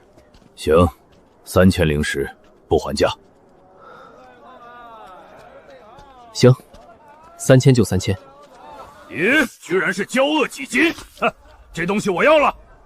这位兄台，东西是我先要的。哼，你区区一个外门弟子，居然敢跟我争东西！在下也是内门弟子，怎么就不能买东西？怎么，这东西你买下了吗？你没买到手，我怎么不能报价？我出3500灵石。这不是焚天峰的高师兄吗？怎么了？看来是争什么好东西。这小子眼生得很，是不是易容了？估计是刚收入的弟子，还没修炼出灵力呢。没灵力就敢跟老高抢东西，胆子倒不小。东西是我先看中的，你好生霸道！哼，在下出4000灵石。高某从来如此霸道，我出5000灵石。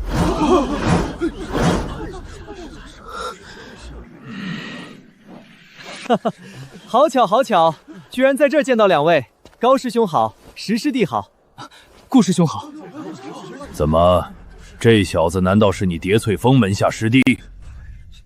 石师弟是铁剑锋门下，不过也是在下极要好的朋友。我看你们两个因一时意气相争，就来做个和事佬。也不是什么大事，不过是我想买这件交恶几金而已。你叫这小子让一步就是，我也不为难他。高师兄，小弟看这条交恶几金也有4、5尺长，若是够用，你们一人一半，岂不皆大欢喜？这可不行，我的赤龙鞭要此物进一步精炼，我的鞭子长约1丈，这条交恶几金我还嫌短了呢。精炼，大比不过3个月，如何来得及？而且高师兄，你若要精炼法器，更应将此物让给石师弟。你可知道，石师弟乃是本门数得着的炼器高手。炼器高手？高师兄，你将此物让给石师弟，小弟给你1000灵石补偿。你大可另寻一些妖兽兽金来加持你的法器。顾明成，你是想和这小子合起来对付我了？哼，这交恶几金在下绝不相让。你们在这争来争去，竟当我死了不成？我什么时候说过要把这东西卖给你们？你刚才不是已经开价了吗？刚才是刚才，但现在不同了。哼，你们不要以为我是看到你们相争想就地起价。实话实说，这就是一条普通的交恶几金而已，没有什么别的名堂。我不管你们为何争夺，但此物原本价值就是3000灵石。你们在这抬杠，搞得别人以为老子有什么宝物。哼，说不定等会儿回去路上，老子就被人暗算了。那依师兄之言，要如何处置？此物我不换灵石，你们谁有能促进炼气7层的灵药，拿出1瓶来，我立即就换。这个我没有。若是没有，那谁有铁背犀牛的妖精1枚，在下也换了。铁背犀牛？你莫非在说胡话？除了这2件东西，在下别的都不换。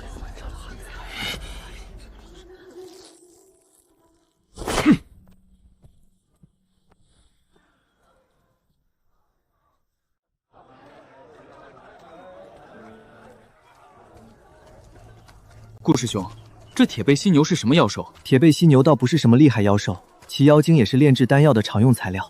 那为何刚才那位高师兄那般吃惊？莫非此物极为稀少？铁背犀牛也不难见，叠翠峰周围就有，只是此物极难捕捉。哦，不知有何难处？石师弟，你身无法力，难道想去猎杀妖兽？若是平时倒好，只是如今这个关节，怕是不太方便。是因为大比在即？倒不完全是因为大比。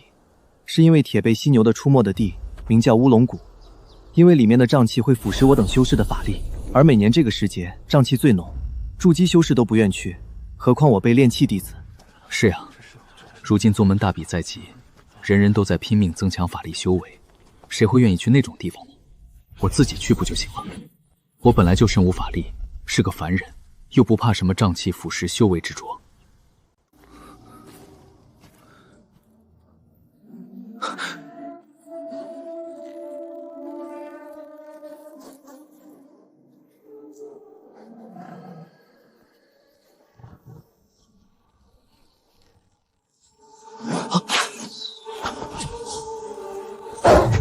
不好，外面那只妖狼只是诱饵。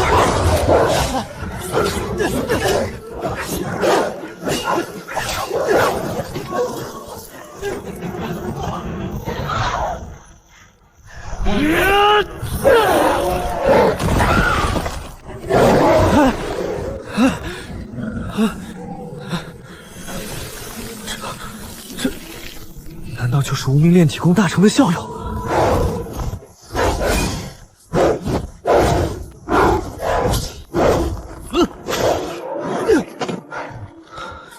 我以前从未有过实战，未料到无名炼体术的威力竟厉害至此。看来以后功法我还得勤加练习啊。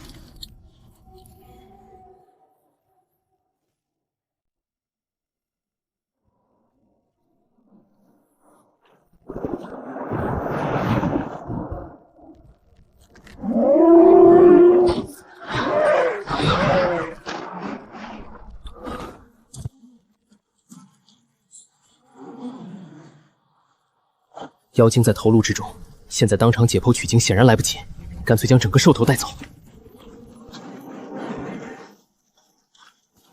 不好！不谢了！是你！不错，正是你高大老爷！好在还有一只幼年妖兽，只要我动作快，拿到妖精，赶在他之前回访视，未必不能换到那娇恶几斤。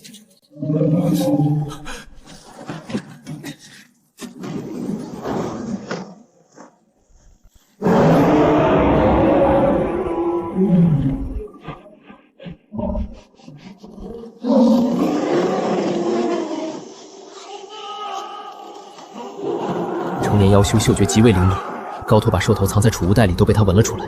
我若现在下去切割兽头，满身血腥，必定也会被他盯上。而且这妖兽连连狂吼，万一再招来同伴，我就是九死一生。不如趁高头缠住他，赶紧溜之大吉。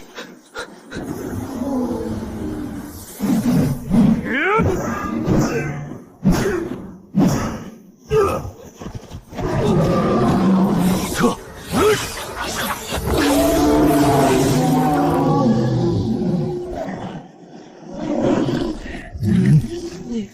去死吧！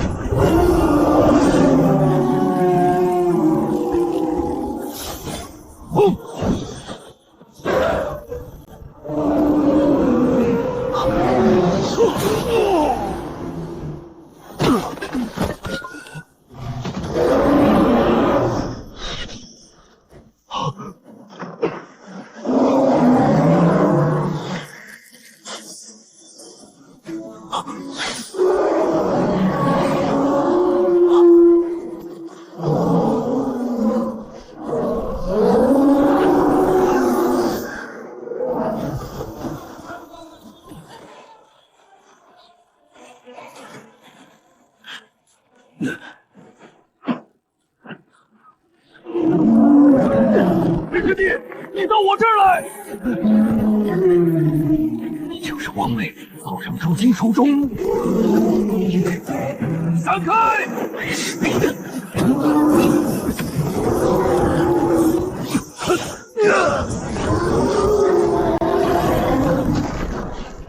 连环火灵符，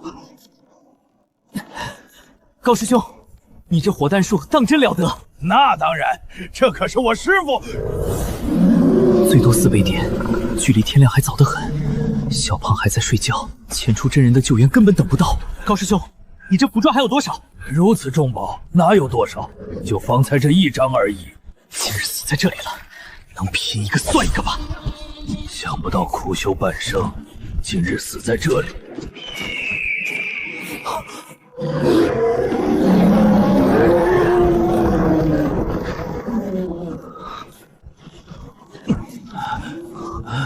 怎么回事？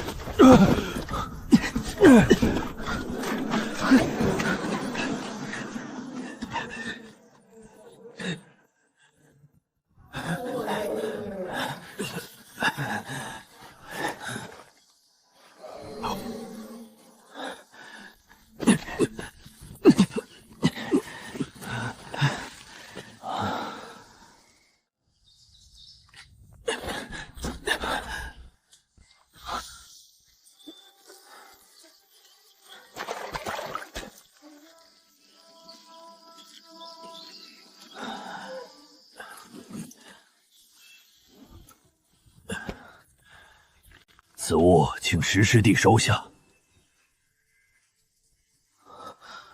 高师兄，你这妖兽本就是你猎到，你又救了我一命，我怎么还能厚颜将此物占为己有？好了，师弟，你快收下吧。那就多谢师兄了。我还欠你一条性命呢，以后有机会定会报答。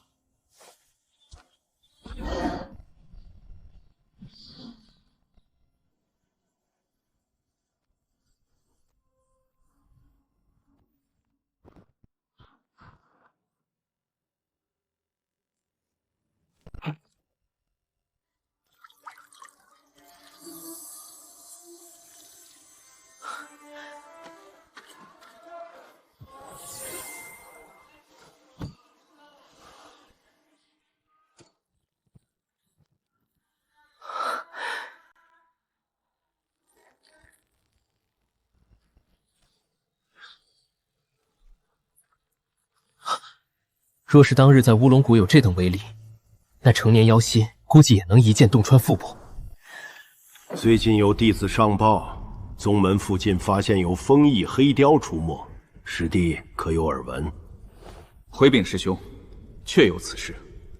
风翼黑雕乃是妖界出了名的凶禽，传闻此妖禽精通风火二术，双翼一摇，瞬息千里，又能喷出万丈真火，焚烧千里，便是元婴期的大能之时也抵挡不过。如此凶禽出现在我太极门境内，可不是什么善事。师兄放心，此妖出现后，师弟我曾去探寻了一番，发现共有雌雄2只黑雕，虽确是一风翼黑雕，但修为尚浅，不过相当于筑基期修士。风翼黑雕因精通火术，一般在南部蛮荒火山之地，咱们这里本不多见。再说，即使是风翼黑雕里面能修到元婴期，恐怕也不过寥寥。我当时远远见这2只黑雕只是2阶妖禽，相当于人族的筑基，也就懒得出手。这点道行也敢来太极门闹事，师傅，不如弟子去一趟，灭了这2只妖禽。无锡，你进阶金丹，性子还如此毛躁。若只是区2只2阶妖禽，我会找你们来商议吗？你知不知道距离我们最近的黑雕族在哪里？弟子不知。就是凤鸣山部落，你们可能不晓得，当年黑雕族可是凤鸣山部落数1数2的大族，叱咤风云。这些年虽说没落了，但实力依然不容小瞧，最起码也不会弱于我们太极门。那师兄，咱们要不要折减凤鸣山，问个究竟？算了，妖族和我们人族现在明面上还是盟友，但暗地，当年我们太极门在石鼓山脉开宗立派，妖族就多有不满。要知道，我们宗门北半片，尤其是以叠翠峰方圆数十里，林深树茂，灵气充沛，妖族可眼馋得很。我太极门在石鼓山开宗立派数千年，妖族要争我们地盘，于理可是说不通。再说我们太极门不是驯兽门派，并未大肆屠杀他们妖族，妖族总不能为此兴师问罪。那是当然，若是兴师问罪，光来2只2阶妖禽可不够。我亦是叠翠峰一带食物充沛，这2只黑雕也没化形开智，或许只是追逐食物来到这里的。若是这2只黑雕是凤鸣山部落的，也没伤害我们弟子，那咱们倒是不能下狠手。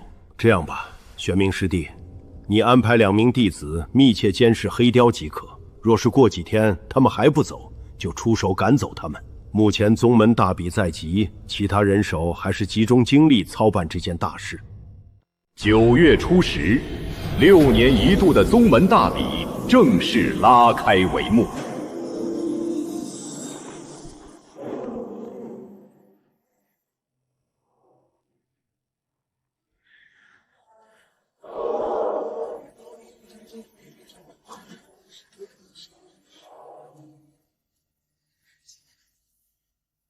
掌门非要我这个没法力的凡人也参加大比，也罢，我也不图什么名次，大不了一上台，就像上次在乌龙谷被高拓的赤龙鞭偷袭那样，被对手直接捆成大粽子扔出场外就是了。其宗门朝先祖师，今天大聚群衰，长寿居金丹行。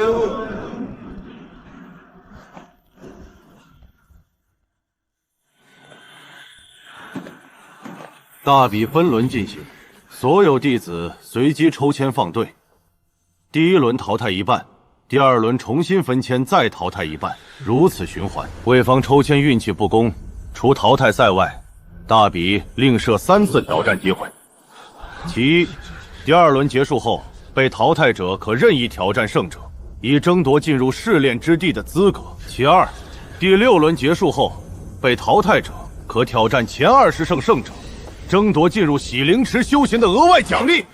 其三，冠军决出后，前10名若有不服者，皆可上坛挑战冠军。斗法点到为止，然生死各安天命，宗门概不追究。大比的规则比同宗小比要残酷，宽泛得多，甚至无意伤人致死也不算违规。这意味着，若有平日结怨的弟子在台上按下杀手，极有可能当场殒命。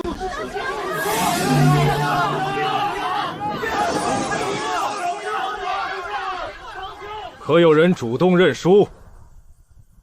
那就开始吧。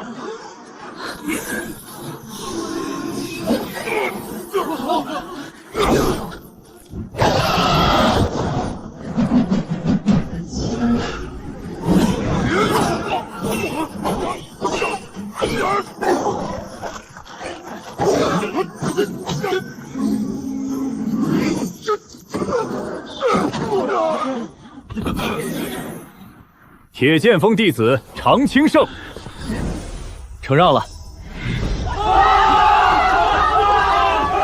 技不如人，没什么好说的。第3场，铁剑锋弟子石峰战回焰锋弟子凌云。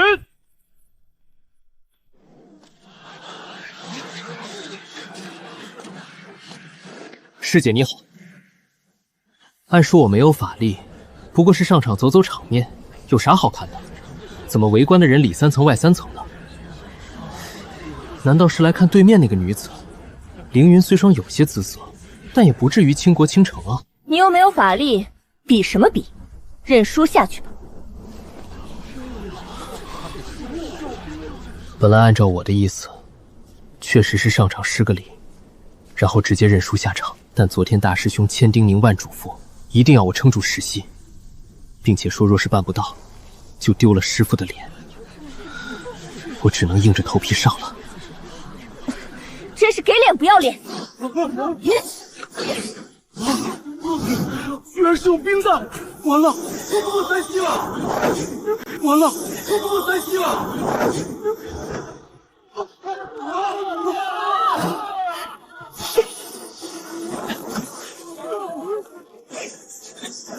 小子去死！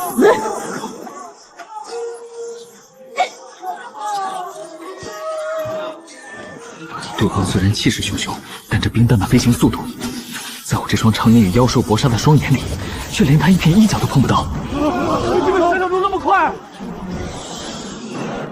！8、9、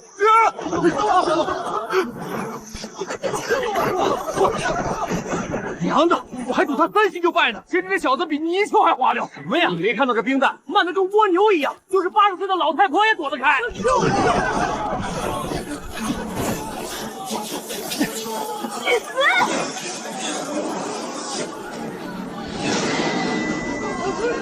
千影冰环，这可是回焰峰有名的灵气呀！这可是回焰峰有名的灵气啊！射人先射脑，只要法器主人为了躲避而分心，其操控的法器自然会停顿，威力大减。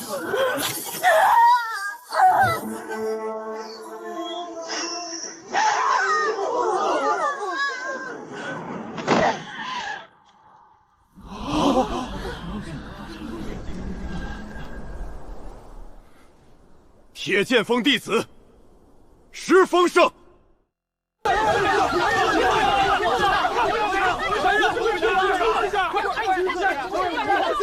你们在这儿干什么？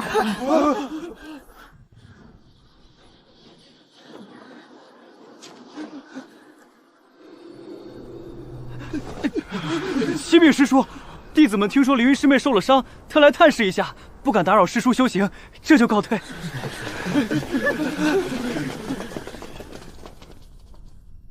怎么了？师父，今天的比试弟子输了。输了就输了。师父，是那个石峰师冷箭暗算我，他第一剑将我逼出圈外，主持裁判明明都已经判我输了，可石峰却不依不饶，极其恶毒的补了第2剑，硬生生将你赐给凌云的牵引环给砸断了。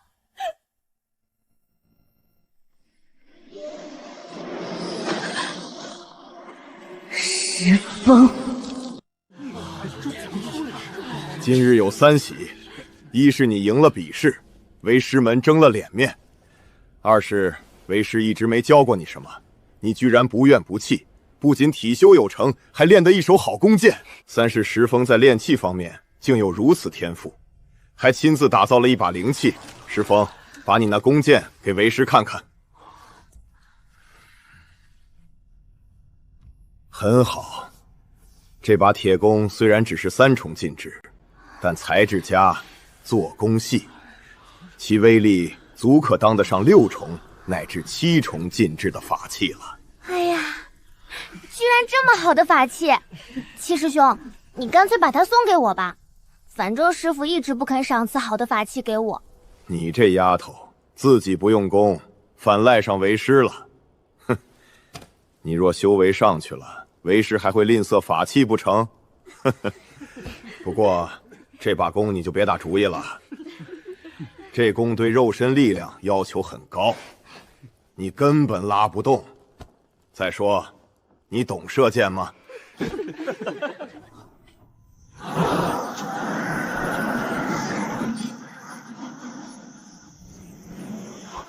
弟子拜见师叔。你们是玉秀山流云子门下？是，弟子常青，弟子石峰。你就是石峰？是，弟子是恩师门下第7弟子石峰。带我去见你们师傅吧。回禀师叔，我师父刚才入定打坐，吩咐不得打扰。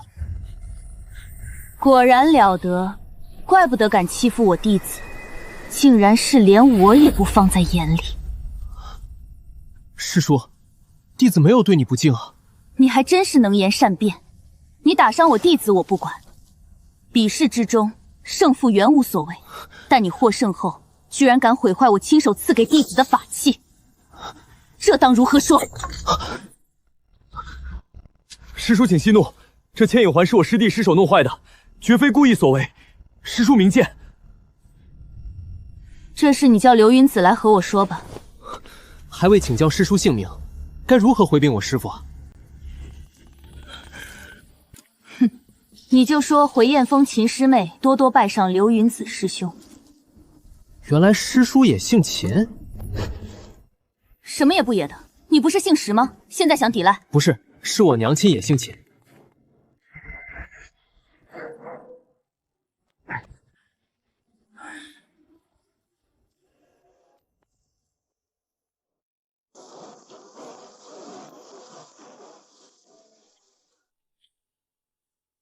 这是什么声音？我们秦师叔人如其名，冰冰冷冷，平日里绝少与人交往，除了练功，唯一的消遣就是弹琴了。琴术我不懂。放心，他不会考教我们琴术的。你等会儿也不用拍他马屁，说他弹琴弹得好。你不懂强行献媚，反惹他讨厌。再说，秦师叔弹琴只是个人雅号，从来是自弹自听。咱们进去拜见，他也绝不会主动弹给你听。我们奉师命来请罪的。待会若是对峙，自己只打死不改口。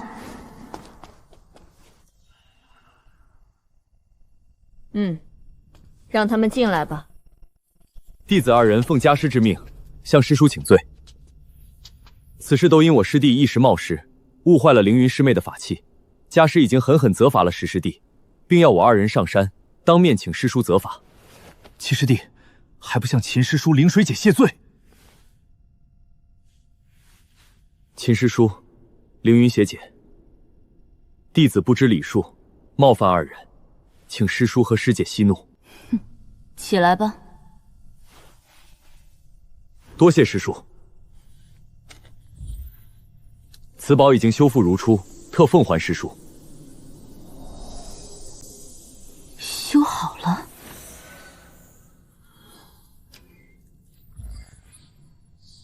难为流云子师兄，竟然连夜叫人修复了此宝。回师叔，其实这法器乃是石师弟亲手修复的。你懂炼器？石师弟因为身无灵根，一直随钱出真人学习炼器之道，手艺倒还不错。那也不错。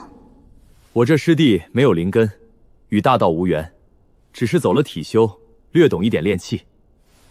哪比得上师叔你门下众弟子，个个都是青年才俊。秦师叔，你更是神通惊天动地，乃是我太极门筑基修子第1人，且又待人和善。我们内门弟子1000余人，提起秦师叔，既是敬仰，又是感佩。连我师父也再三称道，要我们平时多向师叔你学习学习。你这人倒也诚实忠厚。也罢，昨日的事情就算了，我也不怪你们，你们这就下山去吧。秦师叔，弟子还有一事禀报。什么？我娘真的姓秦。油腔滑调之徒！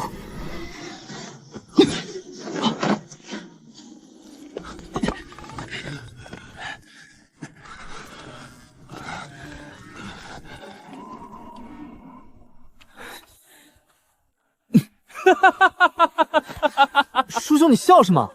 今天秦师叔给我的4字评语是诚实忠厚，给你的4字评语是油腔滑调。这话要是说给师傅听，准笑破师傅老人家肚皮。师傅的肚子没笑破，我看师兄你的肚皮已经笑破了。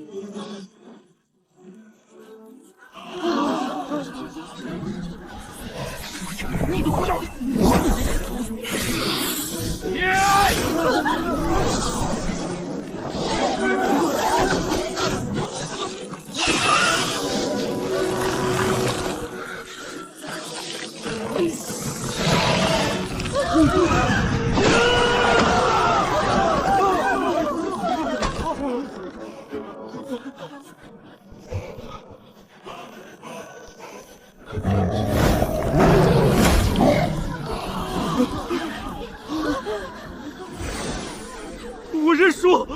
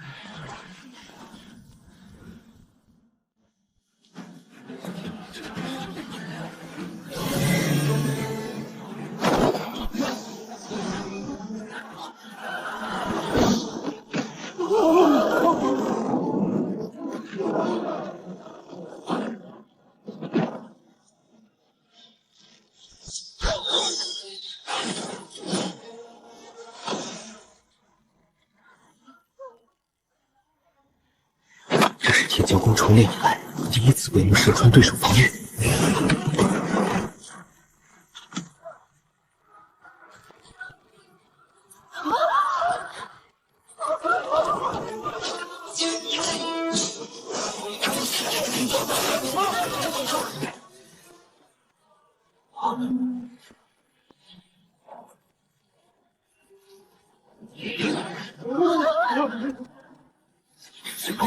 现在沈大姐，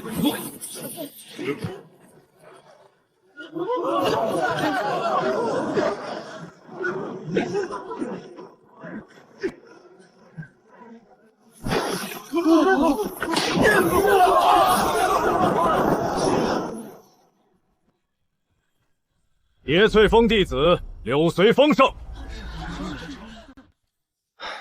秦师妹，一连守了3日都不见此妖踪影，会不会已经不在这里了？再等1日，若是黑雕还不出现，我们就回宗门回复。若是无功而返，只怕被掌门责备。掌门真人对此事可是极为重视。否则也不会派我等前来，还将赵颖、定行珠这等重宝赐给我们使用。风翼黑雕本是妖兽异种，遁术极快，我等追踪不到也情有可原。或许这对风翼黑雕只是路过此地，也未伤害我太极门弟子。就算遇到，赶走风翼黑雕就是。师妹还是心肠太软。这一对风翼黑雕盘踞在我太极门附近已近1年，其实路过，玄冥师伯曾推断，这对黑雕或许是在此筑巢产子，那就更加不妙。若任其繁衍，只怕100年后，此地便非我太极门了。此地便非我太极门了。既然如此，为何师叔他们不亲自出手，除去此二妖？这2只黑雕毕竟只相当于筑基修为，还犯不着他们出手。师兄，有动静了！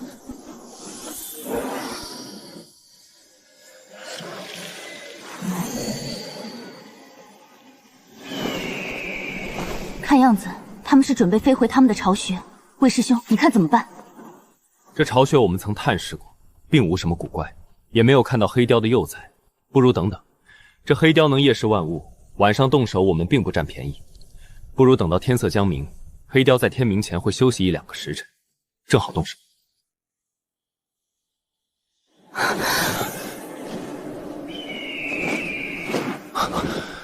若只凭御剑全力飞行，只怕根本追不上他们。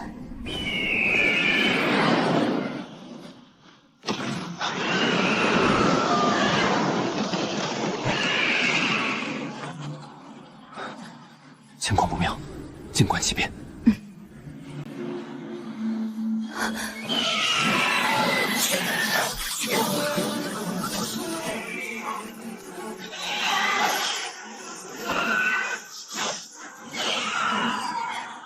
原来是2伙不同族类的妖孽，还是对头。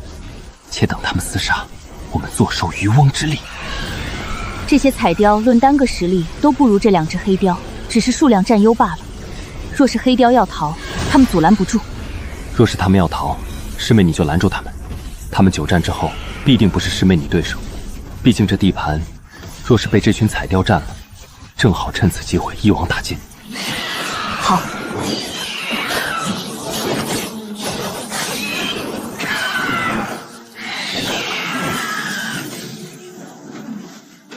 师兄，是否出手？不，再等等。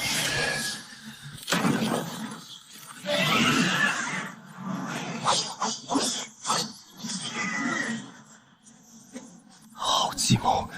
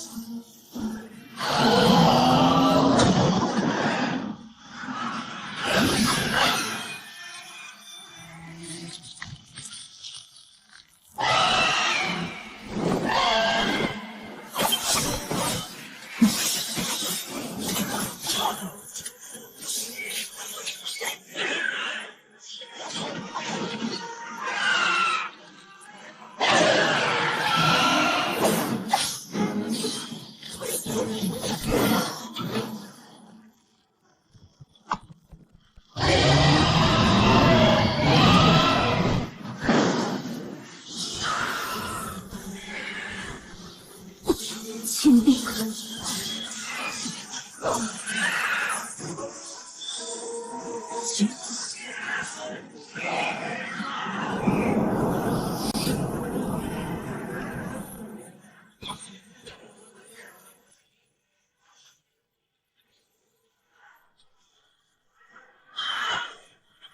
师妹，我来救你！不好！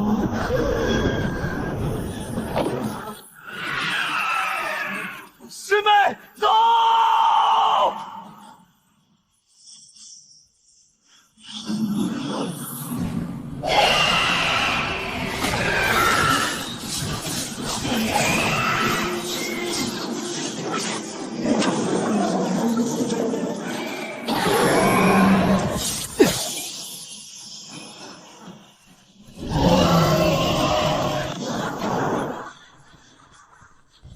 雷属性，师妹，快到下面树林，不可力敌。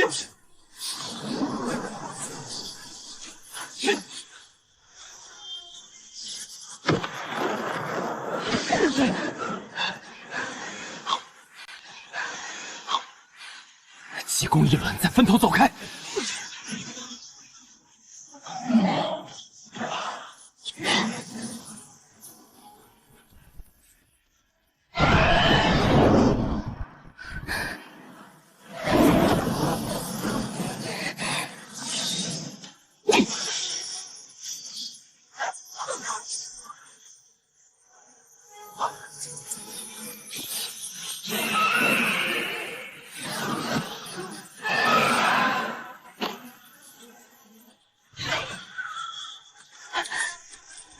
骑士们，快钻入密林！